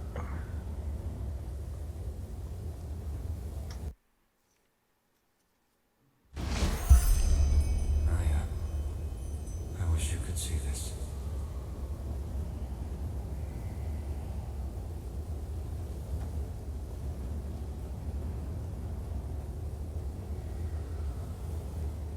Unbelievable. I have done it. In spite of everything.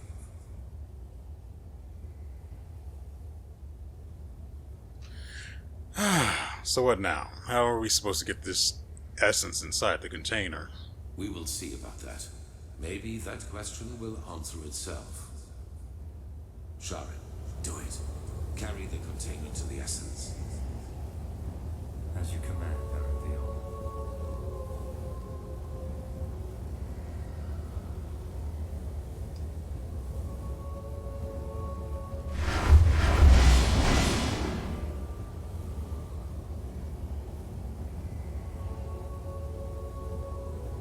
What is it?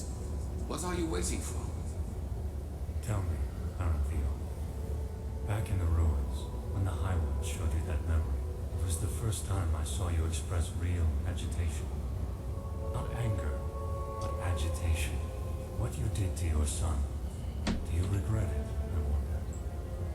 That you abandoned him in exchange for prestige and power? What? I don't think you do. What got to you was being reminded of your own failure. Regret. You don't know that feeling. You never have. Not even after Kira. Child, what are you? I hired the mercenaries with Khalid. I helped him kill Lashari. And I let the Neramis into the city. And still, you don't have the slightest idea who I am, do you? Why, you were there. The night of 1,000 fires. Yes. I survived your massacre. One of only a few. And you did not follow my son because you shared his ideals.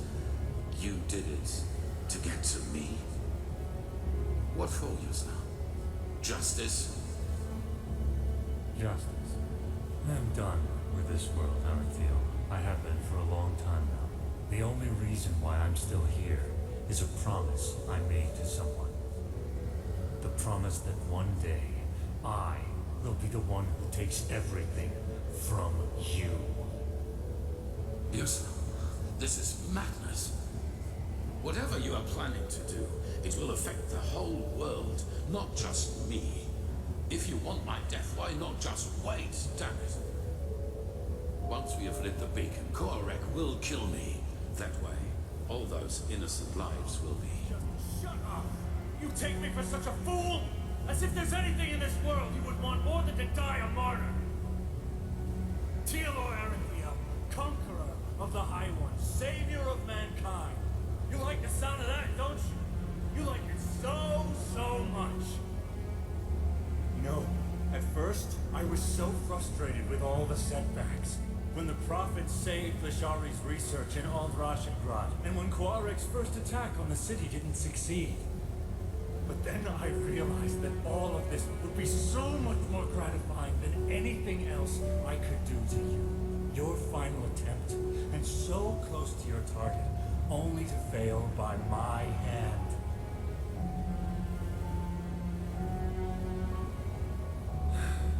You asked me once what my daughter's name was. Do you remember? Yes, I beg you, please. Lena. Her name was Lena.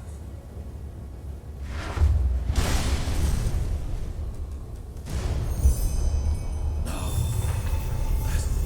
That's impossible.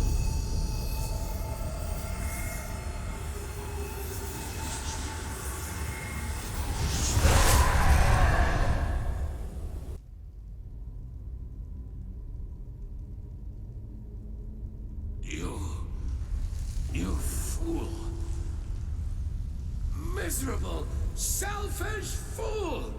You killed us all! Impressive, Raphael. You really were close. A shame that you were too preoccupied with yourself to see it coming. Beast! You damn beast! He was possessed! Possessed from the start! Oh no, Raphael. I'm afraid that is only half true. We reap, but you sowed. Of course we possessed you, but you did all the heavy lifting back in Kira when you gave the order to massacre everyone dear to him, including his wife and his poor, poor daughter. And so, it is a happy ending after all, isn't it? Without the Numinos, you have nothing to use the beacon's power on. And the only thing it is good for now is the destruction of your own beloved city. It will be a feast, and there will be nothing left of you once we've devoured you. Nothing but cold, gray flesh. It is just as we said. You have failed as you always have done.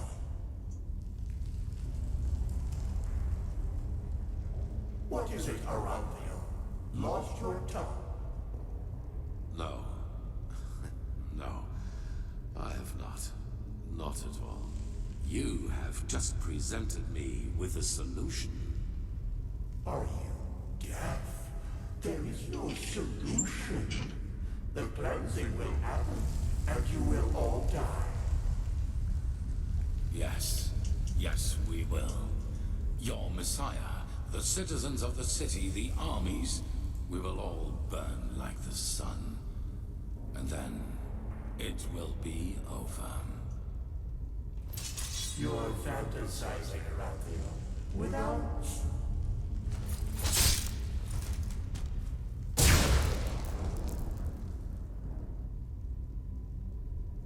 Not this time. Here we must go our separate ways. Believe me, I wish it were otherwise. But in your condition, you would just be a burden. And I cannot afford any risks. I'm sorry. What are you talking about? What are you planning? The High Ones are right. We cannot use the beacon to banish them anymore. But do you remember what the Archmagister said? Without the Numinos, the beacon's energy would burst out without direction. Yes, which is why we went to find the Numinos in the first place. Like, lighting the beacon without it would only... cause a massive explosion, yes. And that is the only thing we can do for mankind now. WeArEuS was and is essential to the High One's plan.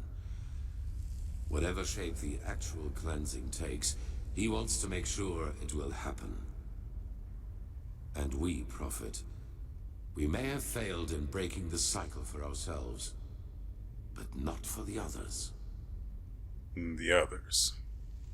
The other people of this world. Araziel, Kira, Kile. They're affected by the cycle as much as Enderal. And I know that there must be people like us. People who have had the same dreams and feel what is about to happen. And if we kill WeArEuS and his armies, we buy these people time. Time to gather knowledge. Time to build a new beacon. And time to light it themselves. So you want to blow up the beacon. But what about all the people who'll die? Those whom the Nerimes have not yet massacred anyway, you mean? They will die, as you and I will. But they will do so for mankind's salvation. And this is something worth dying for. It is the only way, don't you see? Either we die here, rotting with the Pyreans, or we choose to give our death meaning by at least stopping this fanatic WeArEuS and his armies. The High Ones are a lot weaker than they pretend to be. I feel it. We were so close to destroying them. And I have faith in the others out there who will fight them. They will succeed. where this scum Sharim made us fail.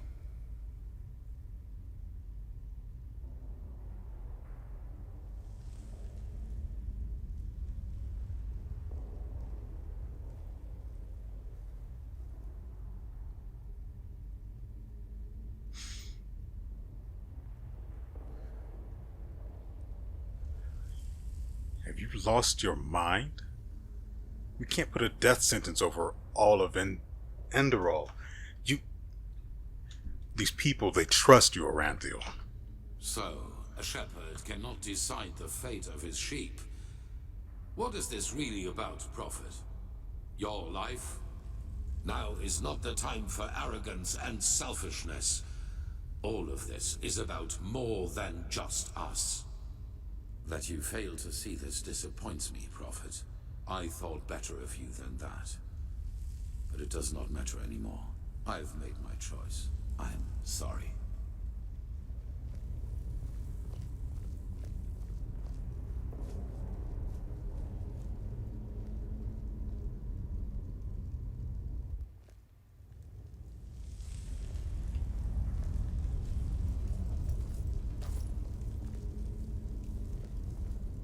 It all begins with the dreams.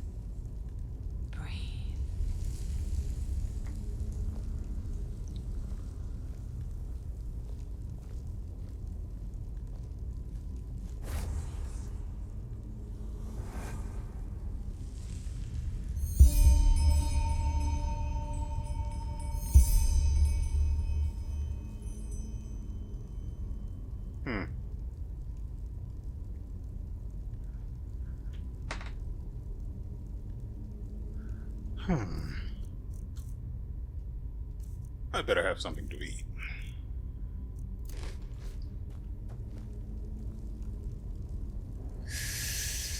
I'm calm. Enter the mind of a High One? I hope you're joking.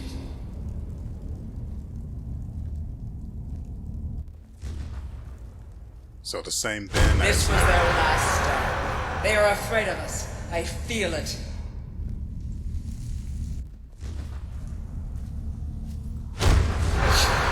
You've killed us! You've killed us all! You have just shown me the solution. Huh. Aww.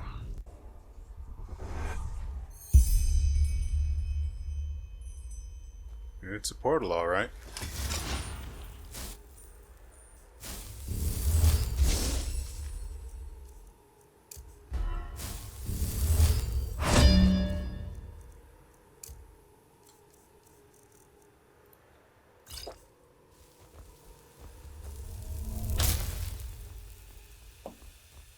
I know exactly. At least, I'm pretty sure I know where we are.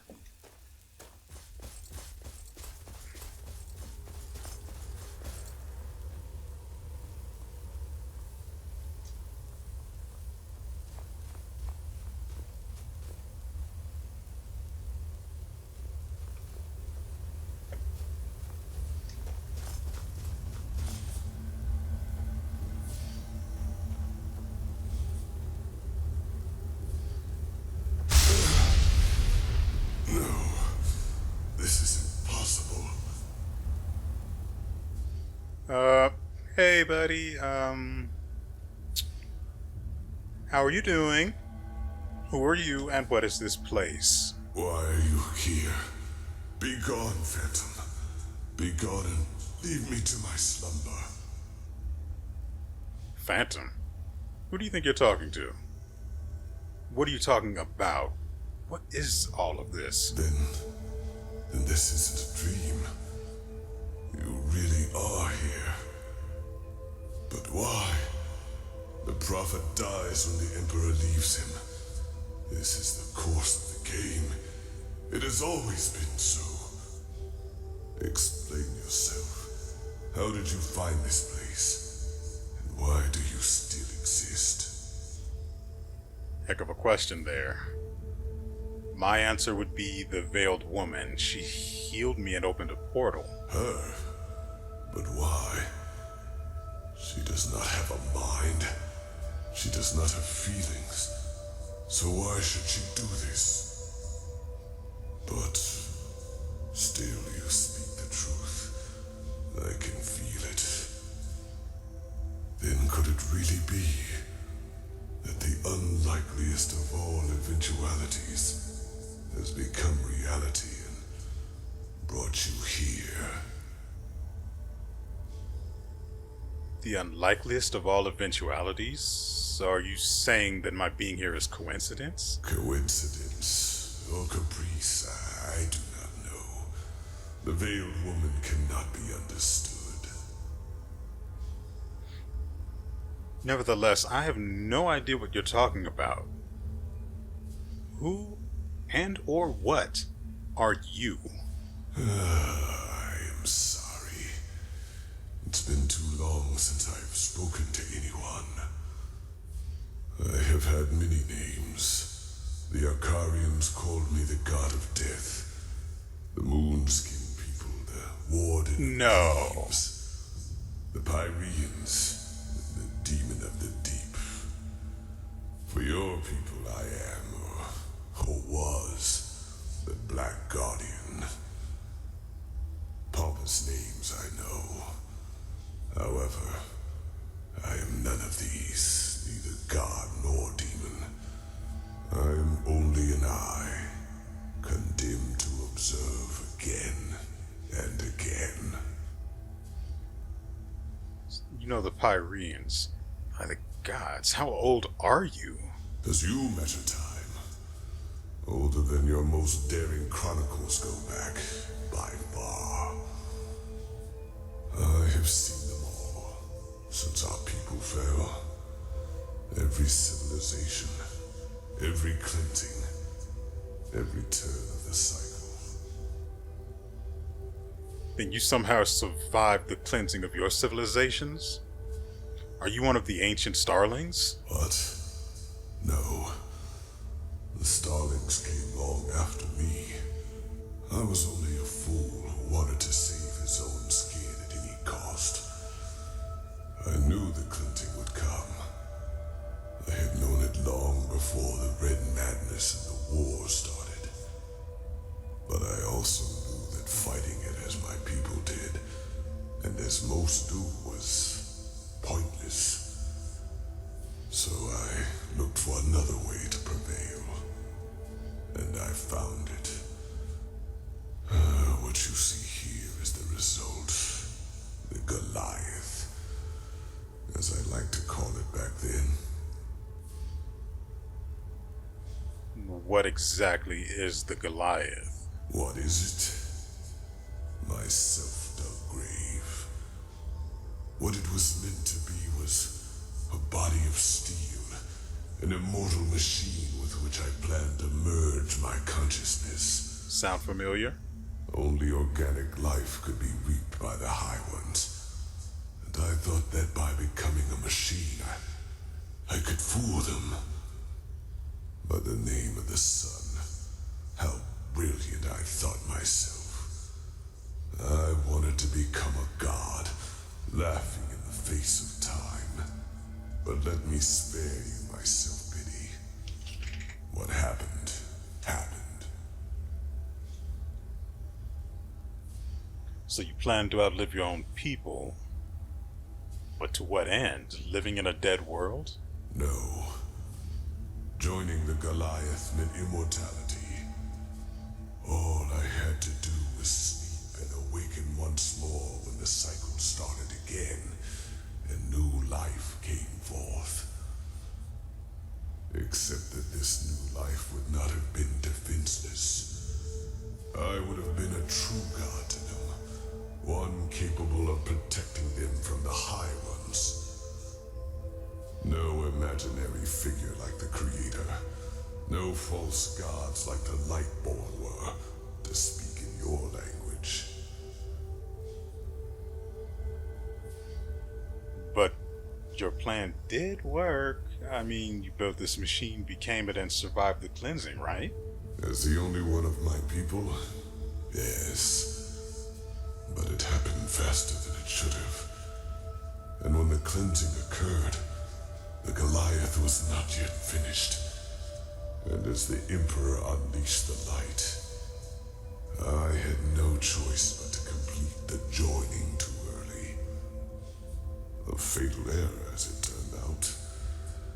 I did survive, yes, but I am trapped inside this unfinished machine, and ever since then, all I can do is watch, again and again.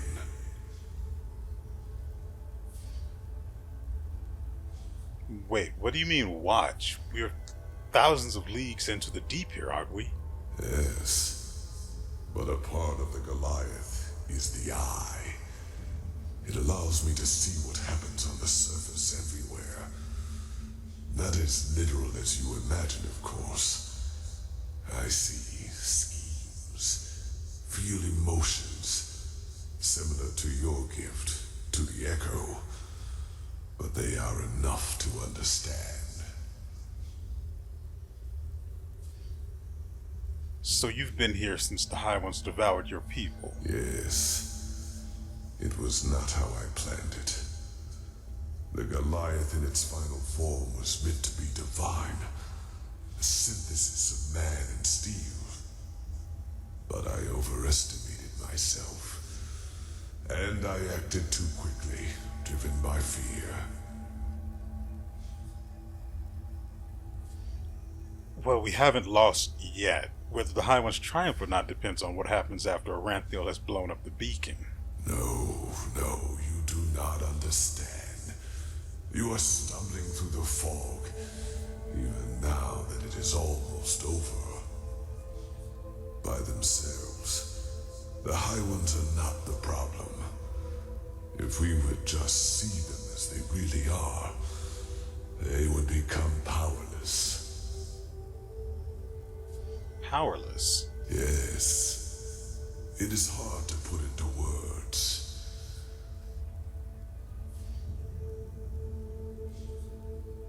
I myself do not know everything about the High Ones. Only that they are part of something we call the cycle. A civilization arises and blossoms, and then, always at the same stage of their development, the High Ones appear, and with them, the Red Madness. People start losing their minds, wars erupt, and chaos rules. Until 2 or 3 years later, the cleansing happens. The moment when the High Ones devour the collective consciousness, the gathered minds of this civilization, to give birth to a new one of their own.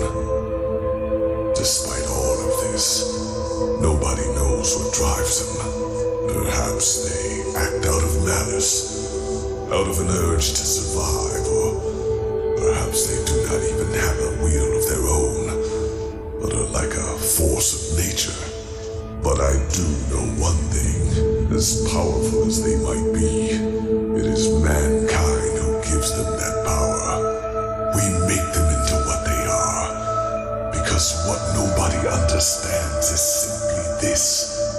The High Ones feed on what humanity has the most of.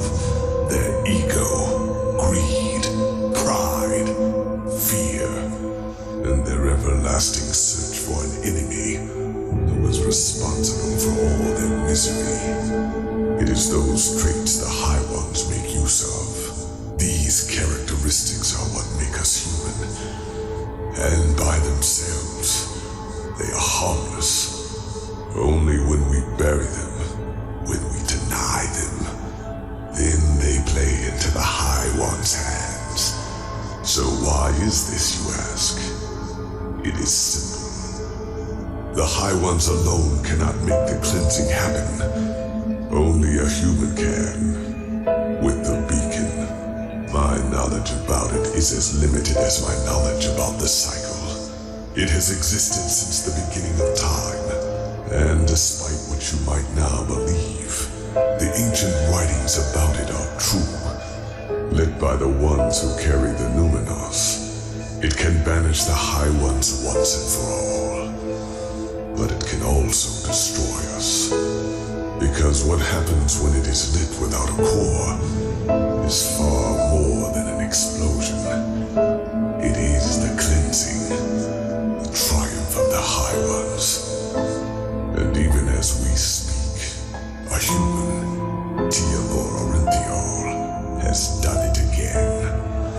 A bright light will appear from the heart of the machine and open a hole in the sky. And within hours, it will spread throughout the world, and they will all feel it. A fire that burns them from within. A white light which will break through their flesh. Do you understand now? The High Ones have no power.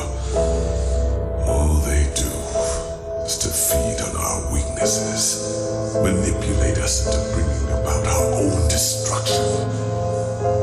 It is we who forge the sword that kills us. We who lead them to their victory. Even though the key to salvation has always been in our hands. But instead of realizing our folly, we make the same mistake. We repeat the same fate over and over. And only because we refuse to see the truth. Yes, the High Ones are our enemy. But who wants to hear that it is our ego, that dark voice within us, that empowers them? It is so ironic. The moment we would realize all this would be the moment it all came to an end. But we do not.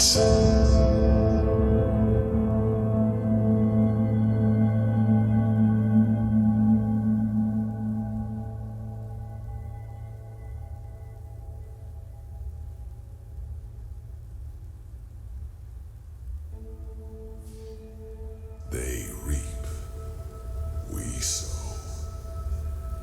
Dreams, thoughts, visions, they are everywhere, but the principle is always the same. They throw a tainted seed into a fertile ground. The rest happens by itself.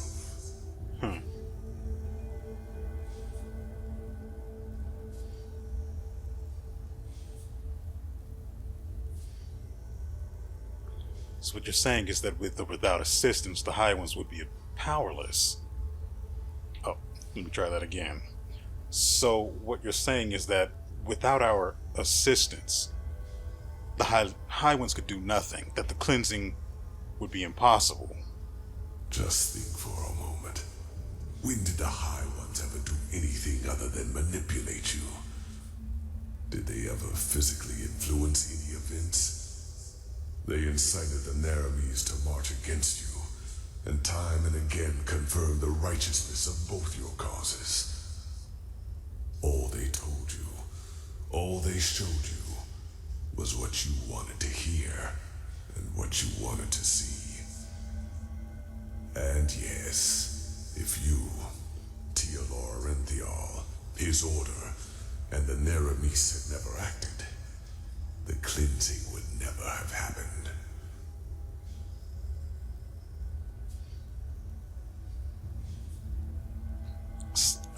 I don't get it though.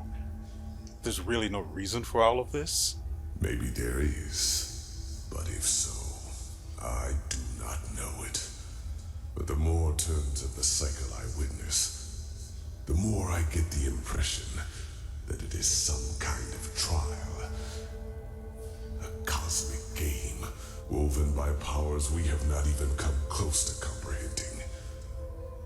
Maybe this is just wishful thinking, to give all this pain a meaning, when it does not have one.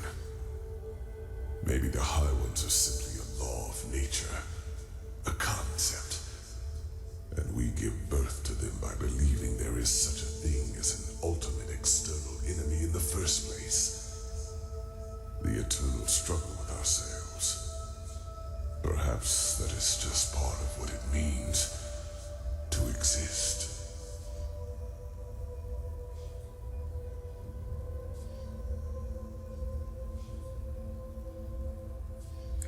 So all of this means that Aranthiel just killed us all. Signed the death warrant for everything and every person on the planet. Like 1,000 others before him, the High Ones knew exactly what they had to do to get him to commit this last act of desperation. They played him with his weaknesses and fears, like a figure on a chessboard.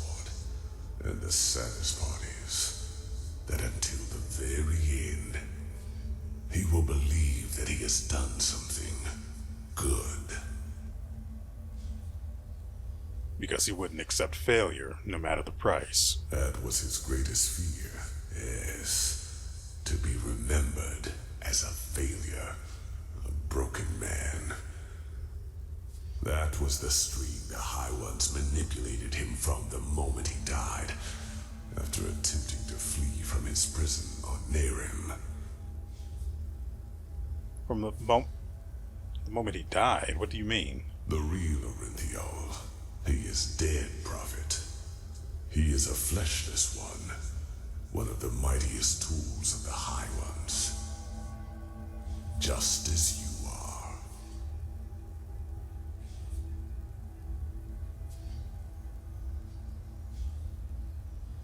In the end, I guess that makes sense.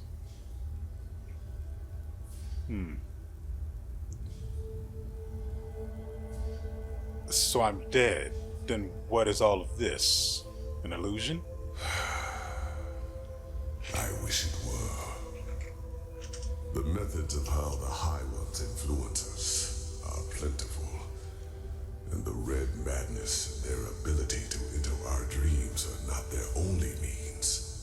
Their mightiest tool is the creation of projections, fleshless ones, or emissaries, as they are also called. If a person dies, and if this person has one last unfulfilled wish, a compulsion, then the High Ones have the power to create a projection of him, an immaterial image of the deceased, which thinks itself real and is perceived as such. What no one notices, not even the projection itself, are two things. Firstly, it is driven by this last unfulfilled desire. Secondly, it becomes an idealized version of its former self, almost tailor-made to free itself from the last compulsion, that ultimate scourge. The daughters of fishermen become warriors. Broken generals become charismatic and driven leaders who seem almost too determined to be real. You are one of these projections, as are all of the emissaries. You are a fleshless one, a spirit searching for liberation from something. I do not know your past before you came to this land, because before you became the Prophet, you were insignificant. But what happened to you and your friend on that ship? You never survived it. You drowned in the Red Sea, and in that very moment, the High Ones entered your mind and made you into what you are today. And other than myself, the High Ones knew your compulsion, knew the desire that drove you. Whatever it was, it made you predictable, and it allowed them to play you, just as they played Aranthiel and Korak. Do you see it now? Every dream the High Ones sent you, every time they appeared to you, they all had but a single purpose: to feed your self-image, to push you in a certain direction. They wanted you to play the game for their purposes, and they succeeded.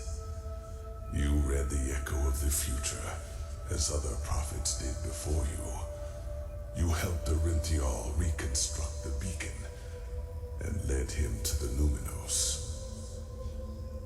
When he saw that it would be taken away from from him at the very last instant. His fear of failure led him into doing what he did. You are not to blame, Prophet. You did what countless others did before you, and you did it because you thought it was the right thing to do. Only one thing is different. In all the time I have been here, never before did a projection realize its own nature. You were meant to dissolve like the rest of mankind. Yet, here you stand, and I tell you the truth. This was never meant to happen.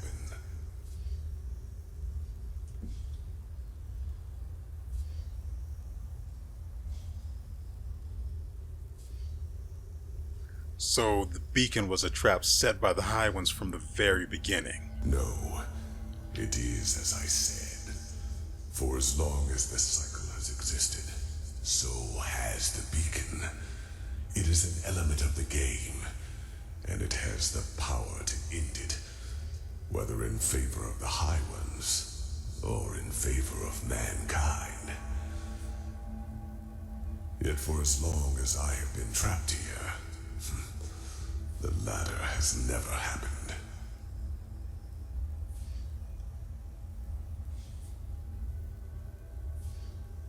What about the ancient starlings? They managed to flee the cycle, didn't they? How? The starlings, in their time, were called the Yalam Rashe. And yes, they manipulated the game in their favor. Their goals were similar to mine when I created the Goliath. They were a small circle of highly intelligent craftsmen and mages. And just like myself, they did not think the cycle could be won by the beacon alone. So by unknown means, they fled into the sky and created something that protected their city from the cleansing. But what happened to them? Are they really the ancestors of our starlings? Yes, but knowledge about their history is sparse, since the Star City was almost beyond the reach of my eye. But I know that its first centuries were glorious.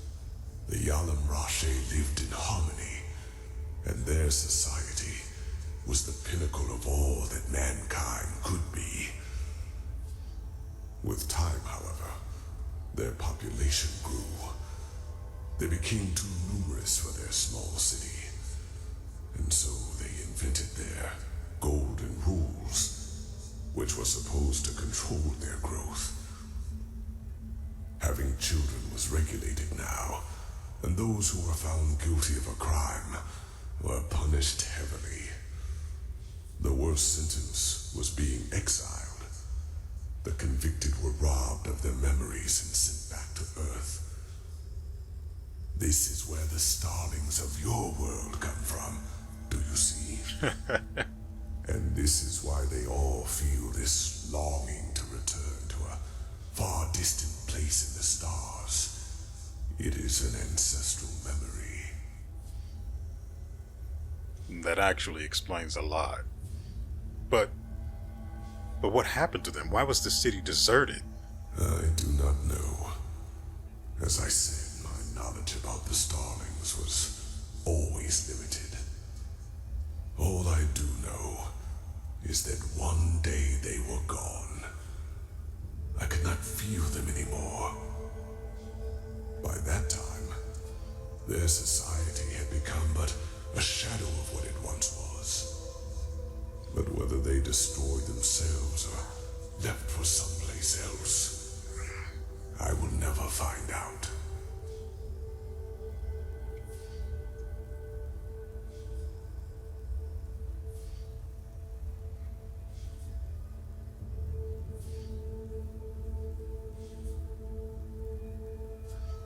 I wonder, maybe there's a reason I'm still standing. Maybe there's a way we can still stop the cleansing. Oh, stop it. No, it is too late for that. By the name of the sun, It is so ironic that the veiled woman did not lead you here earlier. It is over, Prophet. You are strong, but regardless of how long your power can protect you from the light of the cleansing, eventually you will dissolve too. Even if... Wait. No. Maybe you are right. Maybe there is a way. Give it to me. But no, it would be pointless. What would be pointless? Why? Forgive me, I have to think. Yes, there could be a way. What I told you is true. Here on Earth, you would not survive the cleansing. But there is one place where you could. The Star City. I know that you brought something back from your journey there. The escape pods. And I know that they can also take you back there. For I have seen the Yalam Rashe, the ancient starlings, do so. Whatever has protected the city over all these millennia, it would protect you too. Yes, you could survive it. By the face of time, you could. You want me to flee? But to what end? That wouldn't stop the cleansing. No, it would not. But that is irrelevant. You are fleshless, a projection. And just like me, time cannot touch you. Age cannot kill you.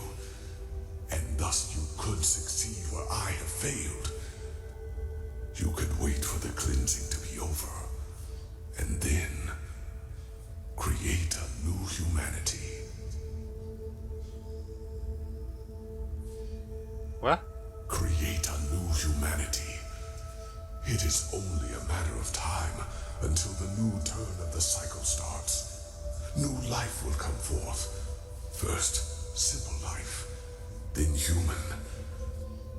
And just like the civilizations before them, they will also fall victim to the High Ones because they will have the same weaknesses as we do.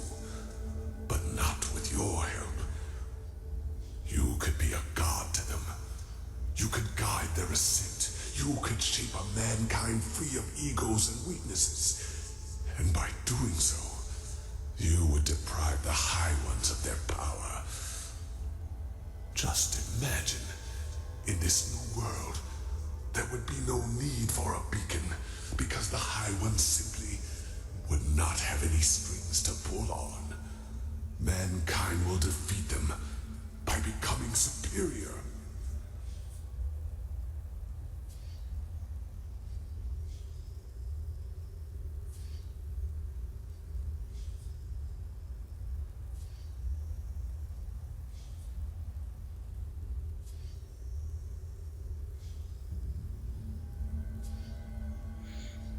What exactly makes you believe I would survive in the Star City? Those machines that tried to kill us.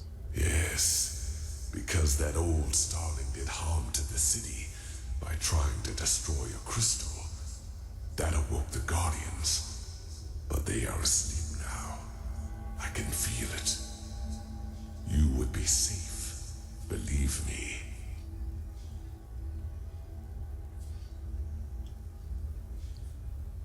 But a mankind without an ego, what is that supposed to mean?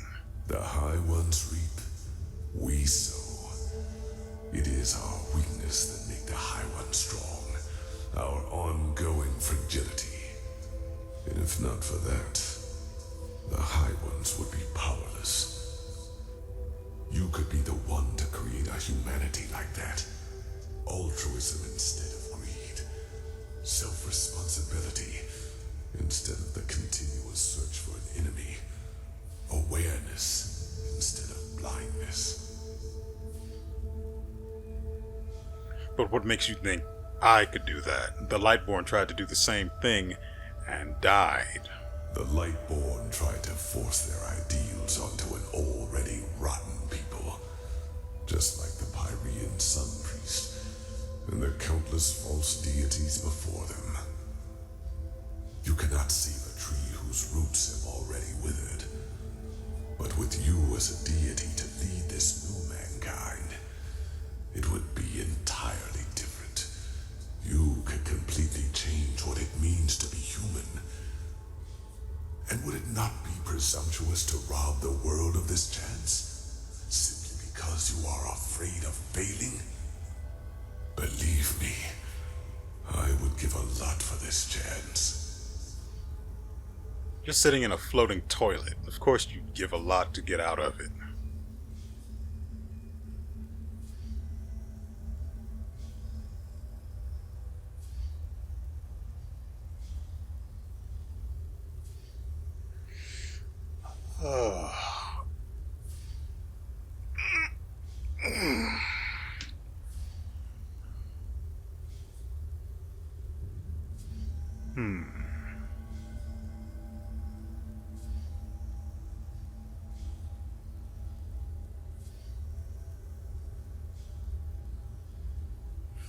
Let's be perfectly honest.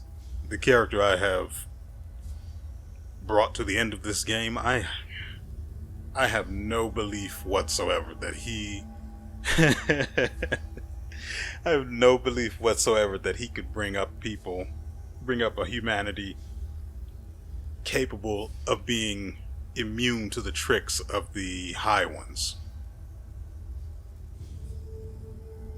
Then again, I mean, seeing how we steal everything that isn't nailed down, I don't know. Frankly, I'm against the idea just on a practical basis. I have no interest whatsoever in ruling, much less an entire world's worth of people.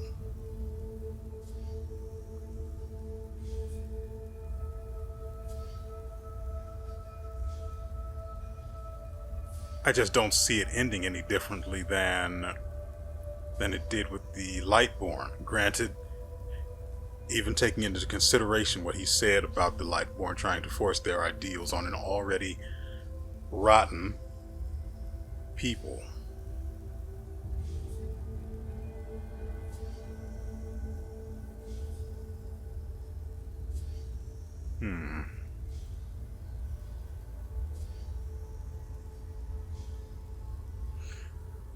But the other option also doesn't seem all that good. I mean, let's be honest. Everyone is pretty much dead already. Aranthiel's already started the device.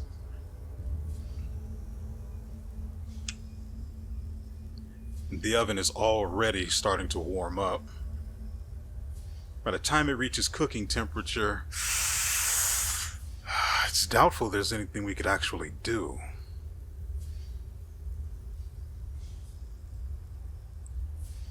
I just don't like the idea of being a ruler.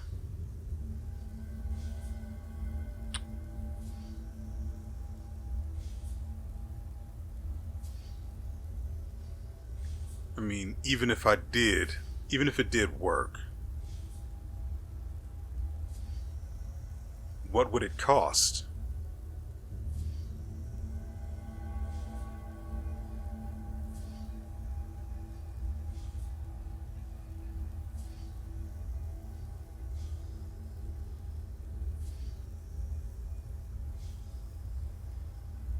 But it also says here that he hinted at something. And thinking back, I don't see what it could be talking about.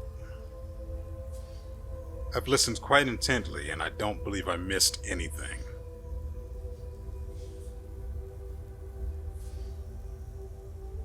But I'm curious.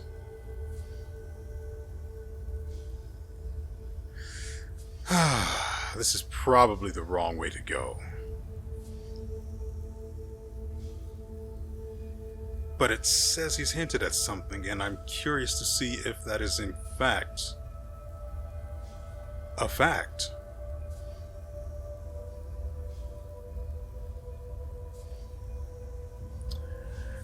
Mr. Machine, I've got a fundamental problem with being a god king, so there has to be another way. You hinted at something. Yes, I regret that I did.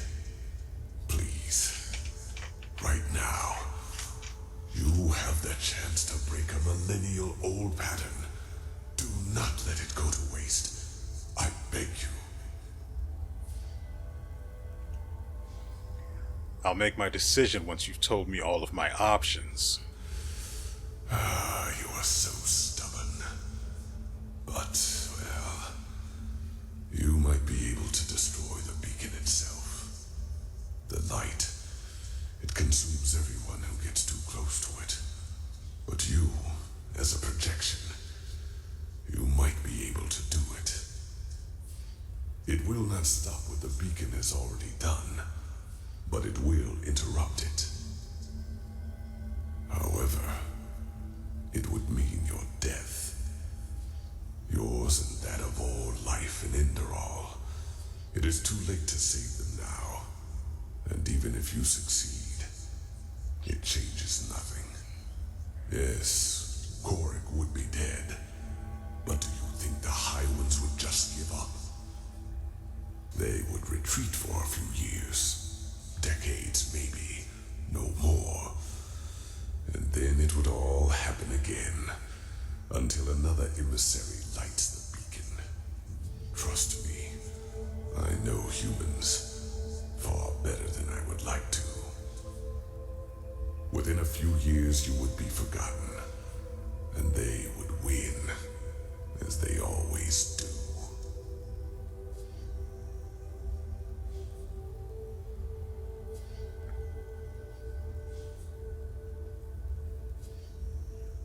Not if someone were to tell them everything that you just told me. Not if someone could flee. And who would that be? Even if there were someone, do you think anyone would listen? If you were to tell them that humanity itself is to blame, that the ultimate enemy does not even exist.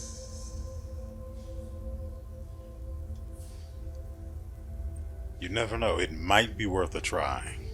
You are delaying the inevitable, nothing more. And you are throwing away a chance, which we might never have again.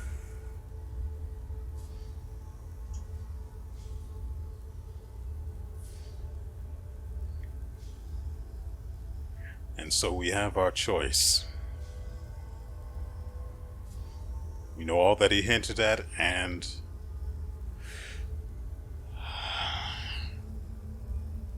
I have to say I agree with him. This cycle has gone on for thousands upon thousands of years, and nothing has ever changed.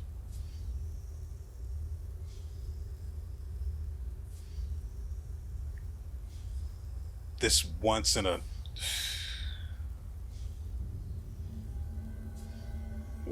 multi-millennia chance, I don't think it's one we should pass up so easily. As much as I hate the idea of being what the Lightborn tried to be, it's just one thing I don't know. I don't understand. I can't remember. Is what were the Lightborn before this started? What were the Lightborn before they became gods, or became exalted as gods?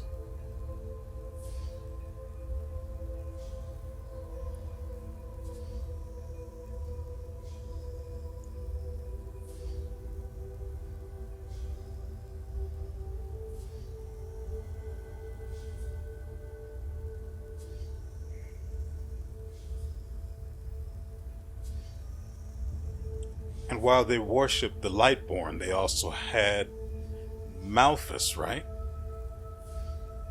Who was Malphus and where did that come from? There's so many questions that if I came across the answer to, I don't remember them now.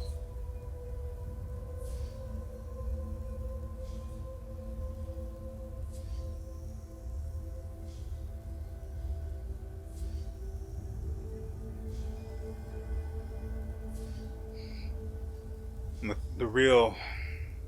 the ultimate question here we're facing is, do we believe in humanity or not? Do we have faith that they can change, that they can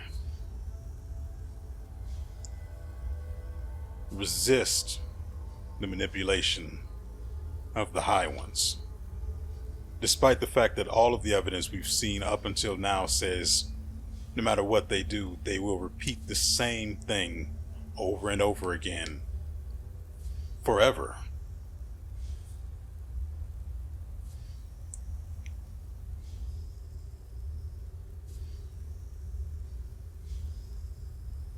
It still doesn't sit right with me. The matter with Malphus and the High Ones, or not the High Ones, but the Lightborn. It's nagging at me.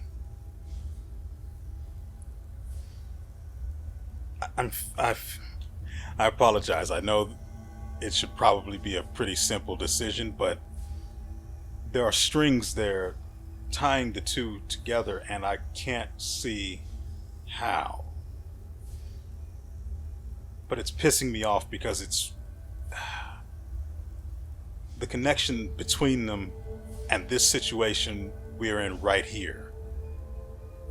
It's just screaming at me from the back of my head, and I can't figure out how they all connect.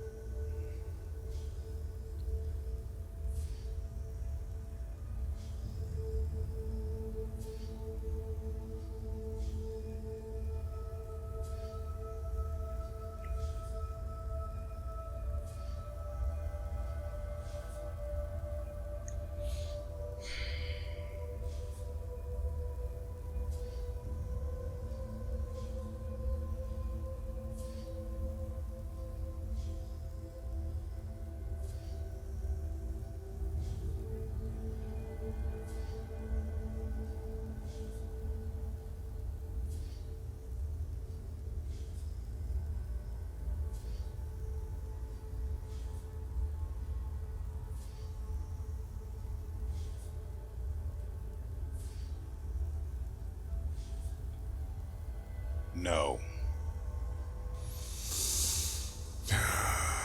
Then you will change nothing. But what can I do? I am powerless. Go. Do what you must. Deal with the consequences. There is one more thing I need to ask of you, however. One final request. I want you to shut me down. You mean kill you? Yes. I want to finally rest. I will not spend another 1,000 years watching this tragedy unfold. You could have changed it, but you did not. There is nothing I can do now. Please, do it. The switch is in front of you.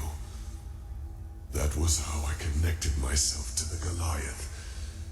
It will cut the connection as well. Do it, and then go. Go and fulfill your fate.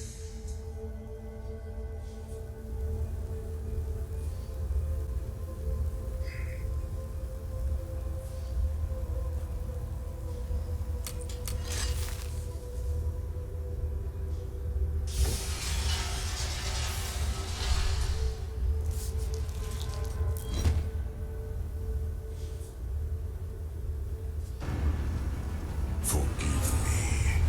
The two of us will now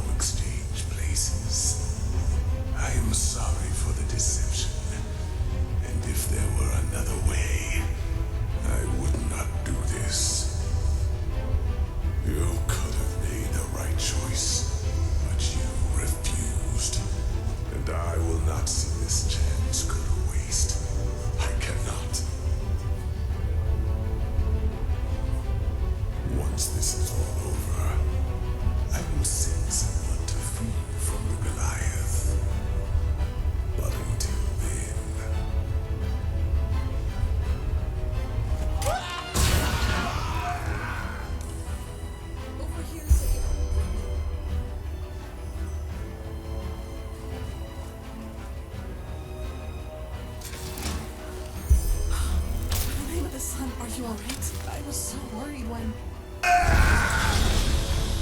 Miserable fool!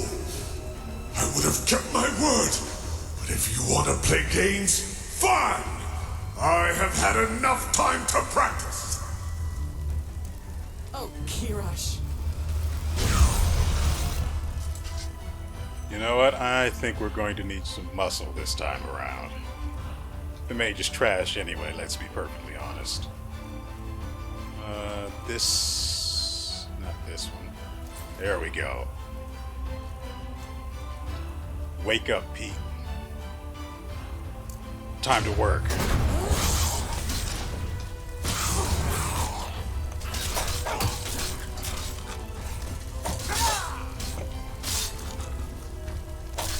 The shields are down. The generators, now! What? Where?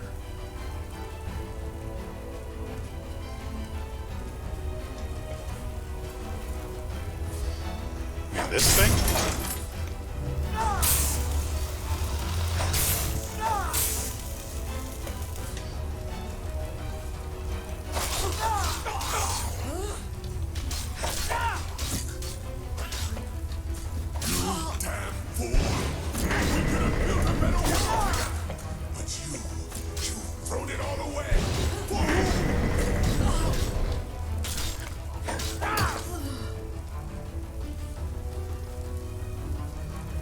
Where is it?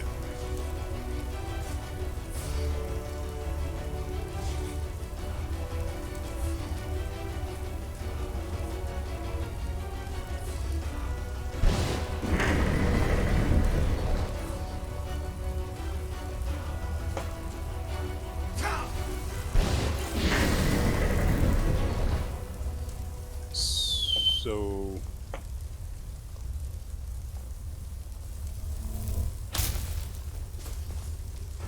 There we go. One here. Weird. It's like he was blocking, but he wasn't.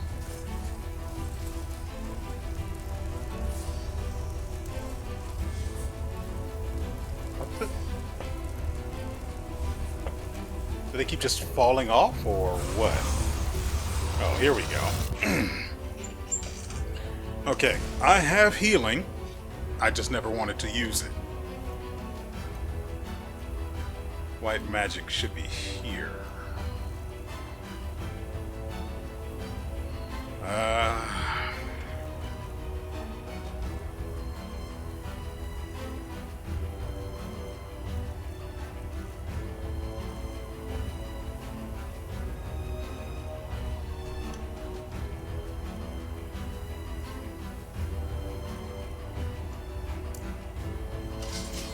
Hold on, Zayda.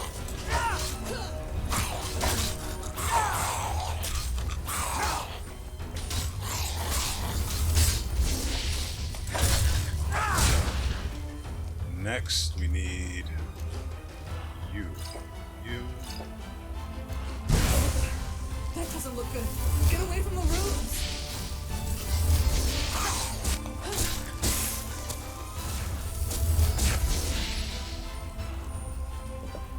The shields are down. The generators, now!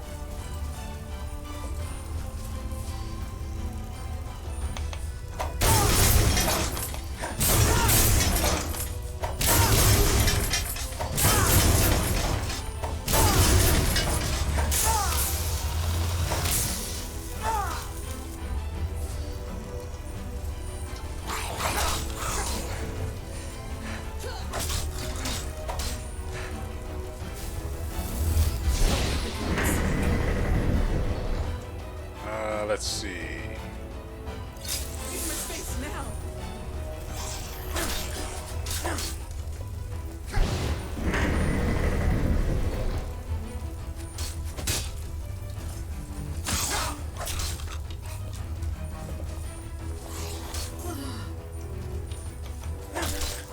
Now.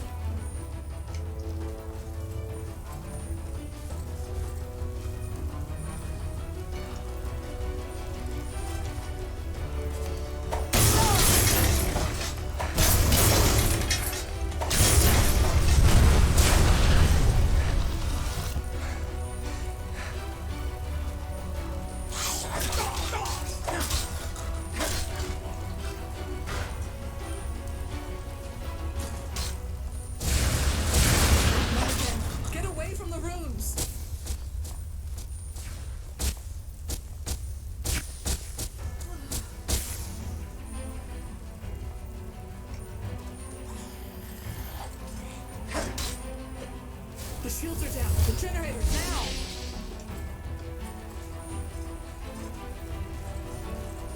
Right around here. Knock, knock.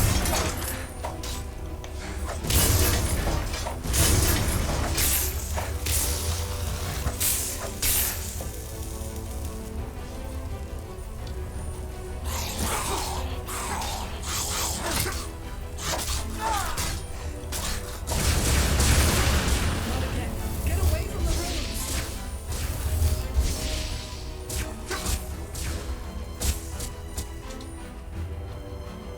Let's see. Pretty sure I have more ambrosia.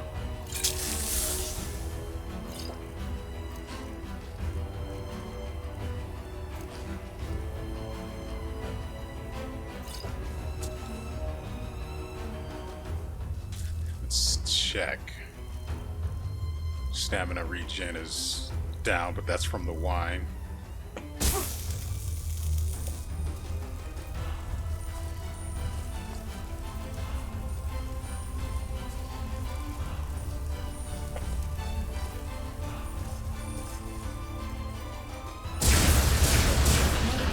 Get away from the rooms.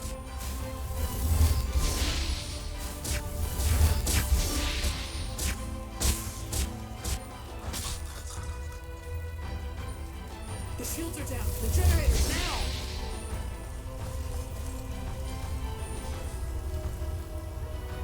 Let's see. Stamina flux.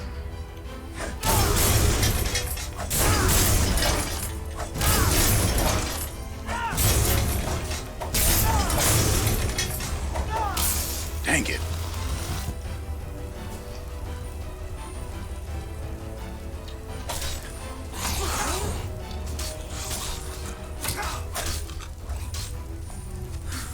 But the name of this.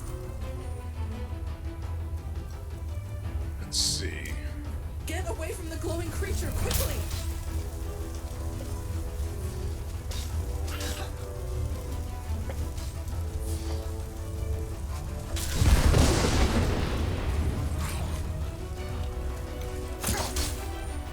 Now, attack the generators.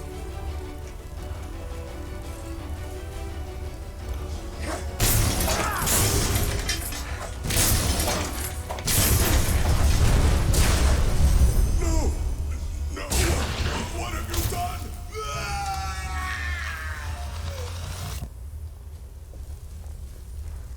I did what I wanted to do.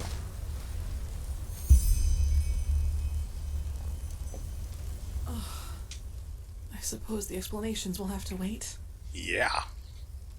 I'll tell you on the way back as best I can, but right now we really need to get back to the temple. The cleansing is happening right now. I had a feeling that might be the case. Go on ahead. I will follow. I had assumed as much. Yuslan and he didn't even try to help me after that dragon attacked us. I was lucky to find another way in. Otherwise I would never have found you. And you are... What is it? My head, it feels as if it's on fire. This must be the cleansing. If this is how it feels down here, then fate have mercy on those who are on the surface. Don't you feel anything? I'm dead, so not really. It's a little dull, but like a tickle in the back of my throat almost. Then the Black Guardian was right, wasn't he? What you are, your fleshlessness, it protects you. Kirash, I just don't understand. You are here, standing right before me, and I can see you. How is that possible? Could you really be an illusion? I think it's a little more complicated than that, but it's the truth. It makes sense now what the aged man said about me and my corpse that was in the living temple. I suppose so. So, what now? Your decision, is it final?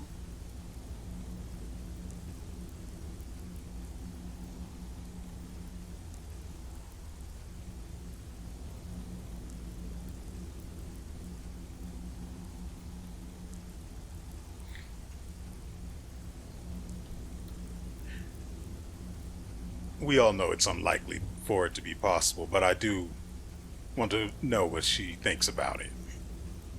Do you think it'd be possible for us to even make it out of the blast radius if I destroyed the beacon? To tell others the truth about the cycle? Not that they'd believe or really do anything. Anyway, the entire point about this is we're choosing to have faith rather than rule. I never liked the idea of being in charge of anything. I don't know, but there is a secret passage into the south quarter. If I can reach the Myriad there, I might be able to flee to one of the islands. I think I can make it, somehow.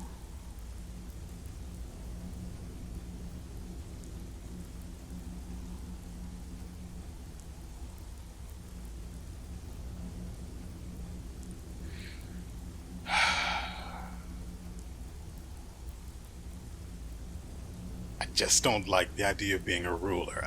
I have to stop the cleansing, even if it means that I might die, and for nothing to make things worse.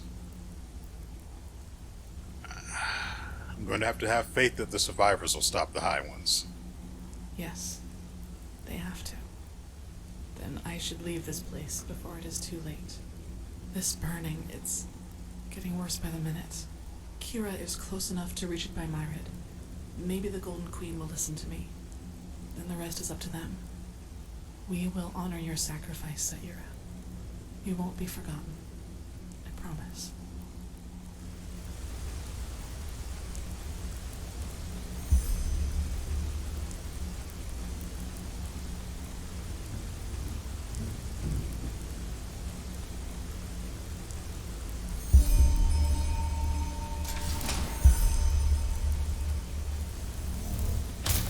Hey, I wonder what Jespar is up to.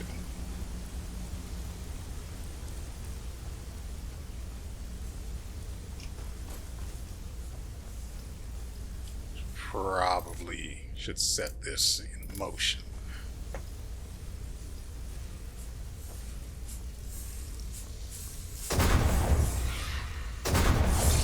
Why are you even back here?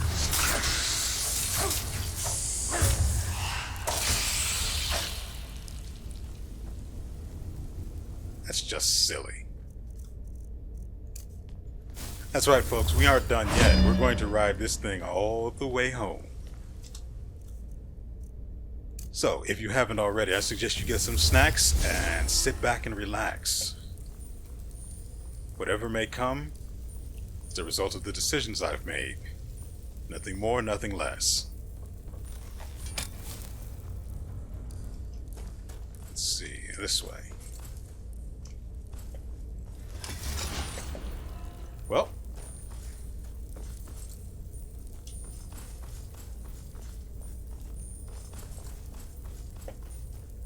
I somehow managed to get myself turned around.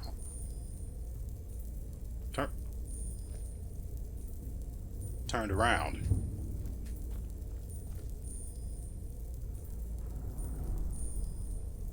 Yeah, you don't need this, do you? He's got nothing in his pockets. Guess we'll have to use the teleport after all.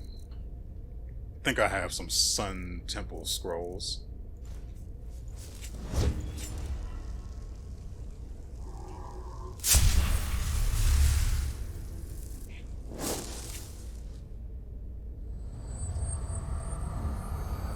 Where's my hat?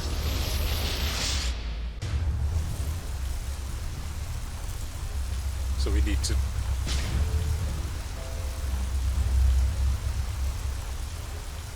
So we need to destroy the stones. Okay.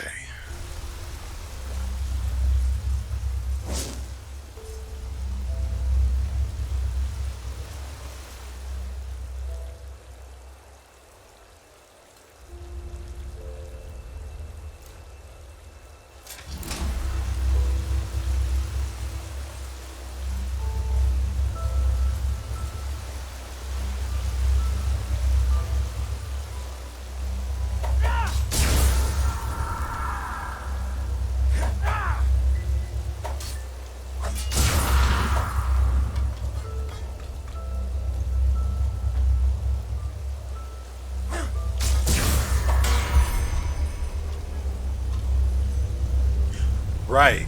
That's not what the frick I wanted to do.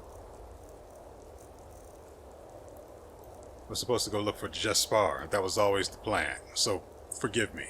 But whatever. There we go. Here.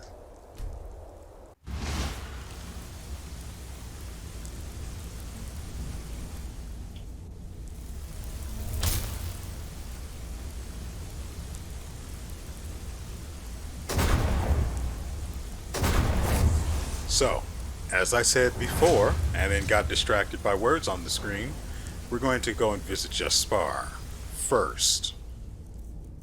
Whatever comes of that doesn't really matter. There it is. But we know he's in one of the buildings.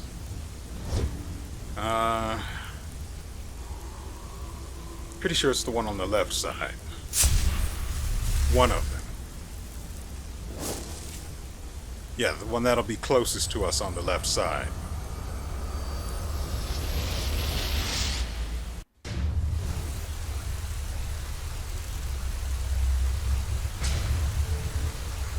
Let's see.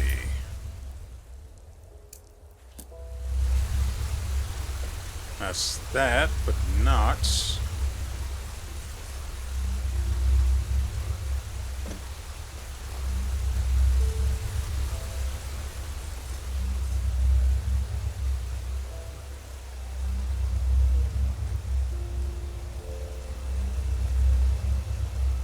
So the Naramis managed to make it inside.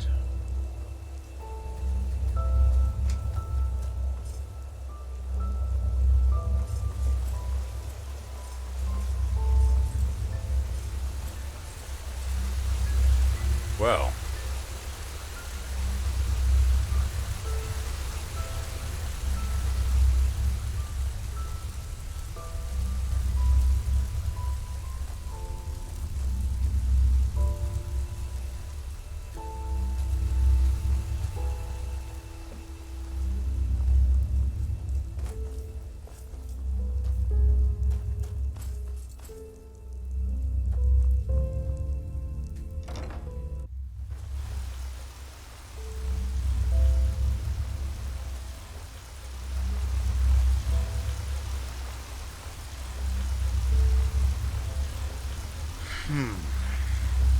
Okay, let's finish checking the doors up here before we look around down here.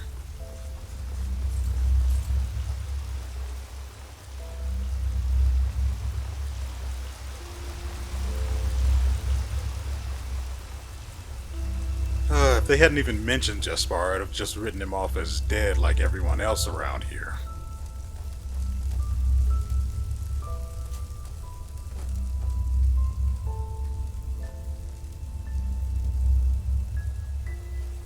I just barely remember that he was wearing that stupid tunic of his.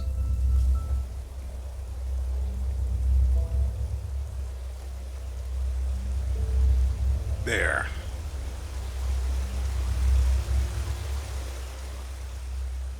Hey, buddy. You... I thought you were dead. I should be, but, so, what happened here? The beacon. The Naramis. They tried to storm the temple, as the Grand Master said they would. We tried to stop them, but there were just too many of them. Renthil, he came back just when we thought it was too late. What did he say? That Sakarish, Yuslan, and you... He said that the High Ones got you. But that he had the Numinos with him, and that he would save us all. He lit it. Yes. Just then the Naramis broke through the gate. But it all happened so quickly. There was this flash, and suddenly this rift in the sky. The light, it burns us. Can't you feel it?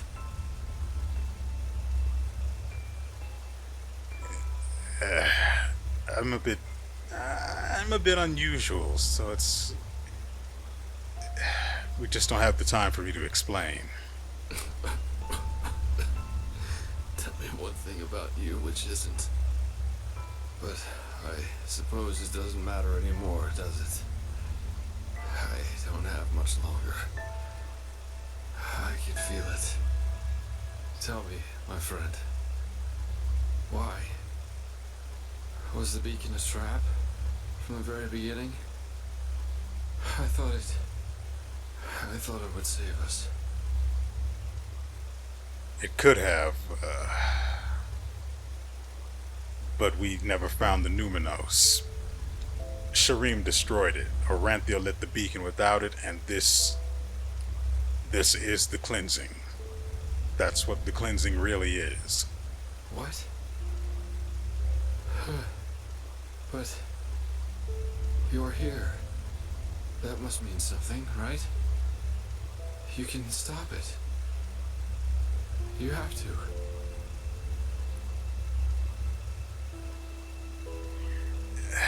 It's too late for that now. But there's still hope. Hope. I like how that sounds. Don't we all? It's strange, isn't it? The way life sometimes goes. Here I am, Jaspar Delveric, the man who for once in his life wanted to be part of something good. Man, some great hero I am. But you know what? I don't regret it.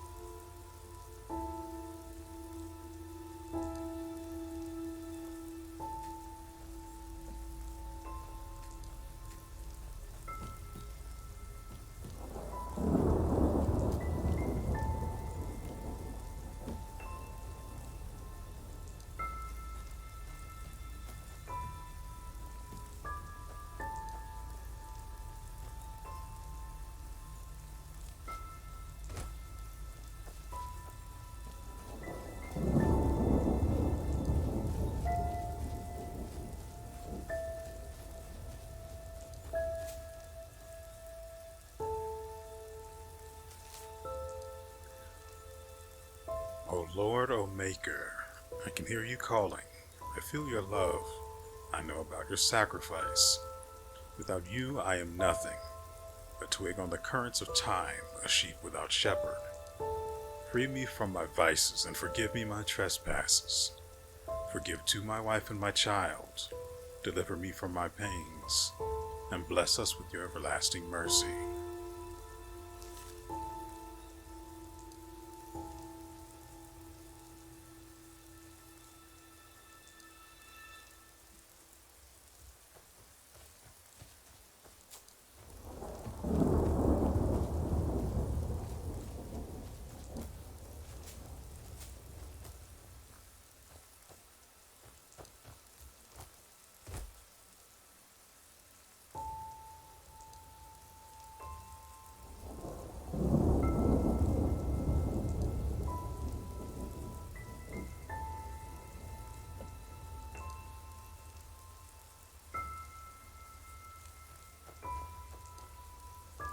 A great philosopher once said that every change begins with a moment of lucidity.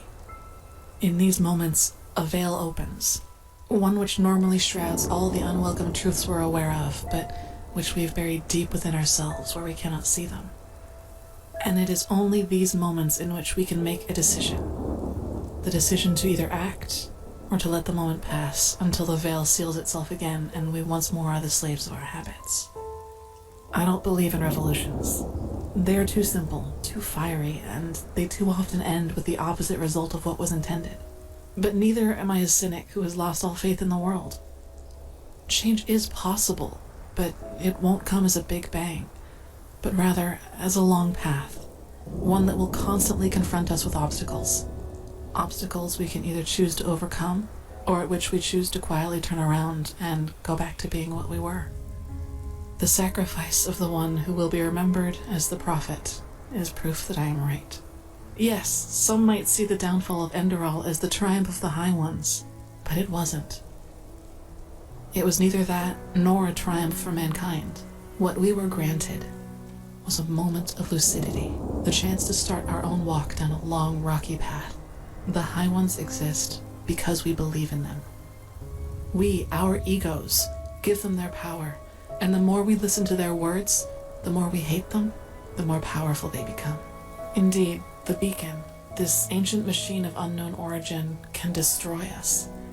But it can also free us from the High Ones once and for all, if we use it right.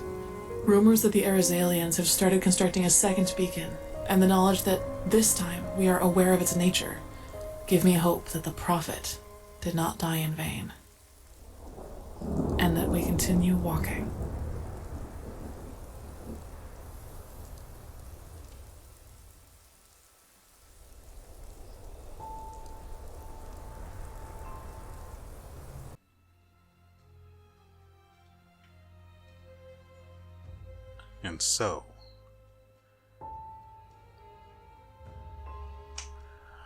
And so we are playing two different background musics at the same time. It's kind of off-putting. But I will stride through it. We've come to the end. Well, one of the endings. I don't know if I'll be able to reach any alternate ones from the same playthrough. I have my doubts. But what a ride that was. So what do you guys think? Did I do the right thing in deciding not to become a Lightborn, as it would have essentially been?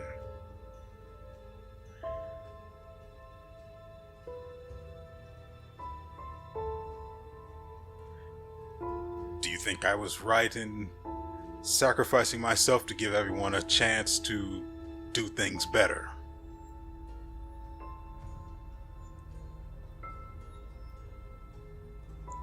For the moment, we've spared the entire world from the cleansing, but we don't know if the Arizalians or whoever else may be building a beacon will be able to put a stop to the High Ones. It's been shown, it's been proven time and again that when it comes down to it, people will keep making the same mistakes. We could stop them by simply not doing anything, by ignoring them. Granted, it still presents us with the issue of the red madness.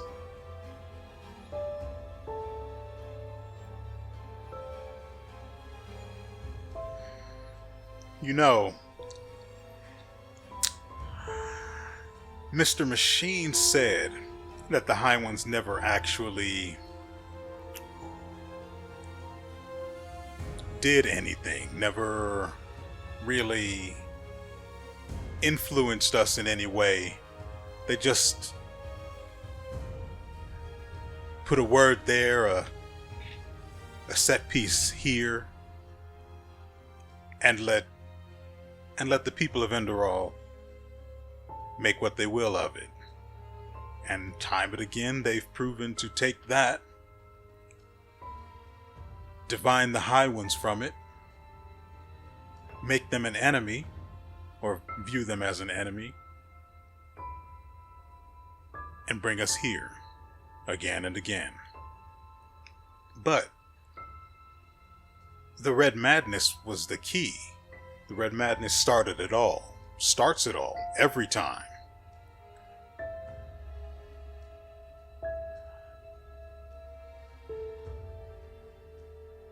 Sure, they may not be directly influencing anything per se, but the Red Madness in itself is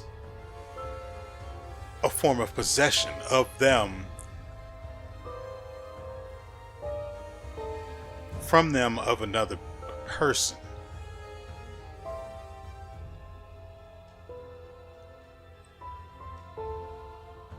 At the very least, to instill fear in people, especially once they connect the Red Madness with the High Ones themselves. That's undoubtedly going to spur the idea, these people, these things, there are enemies, and they must be stopped.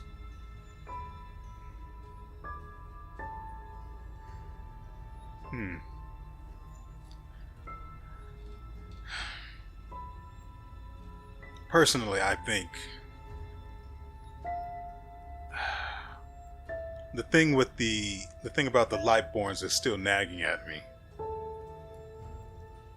which is the only reason that I chose to go with the other option and try to buy the world time to stop them for good. Because as far as I could see it, we'd become nothing more than another Lightborn, and we know how they ended.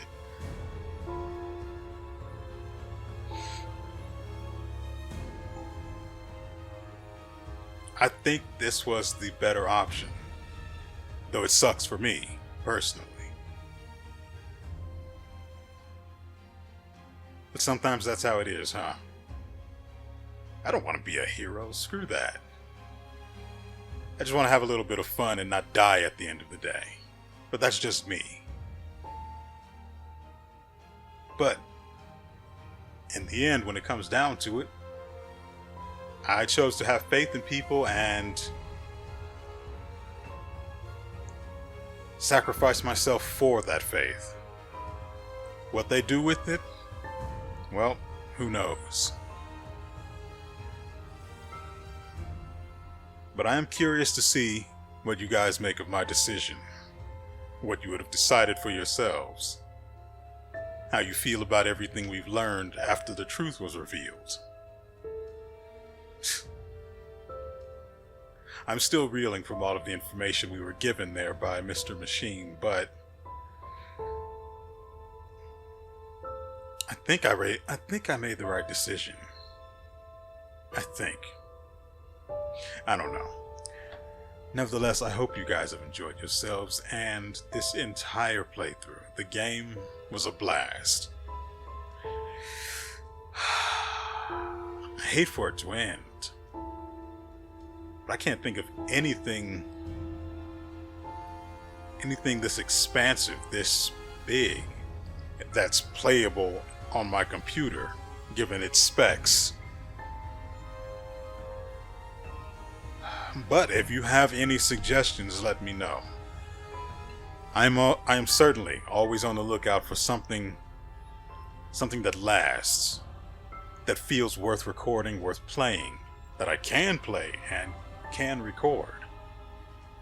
So, any suggestions will always be welcome. From the stupidest thing to the best possible thing you can think of.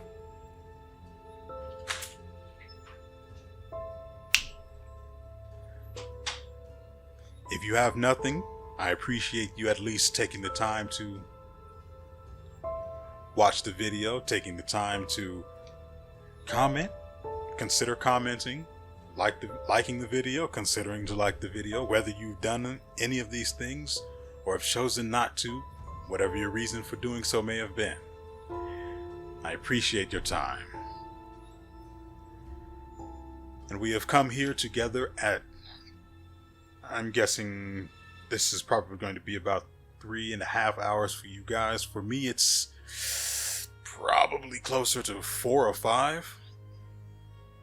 So, I'm going to let you go. I have no idea what's going to come back in place of this game and this time slot. Maybe we'll bring back some more Skyrim. Who knows? We'll see how it plays out. And so, with all that said, we will see you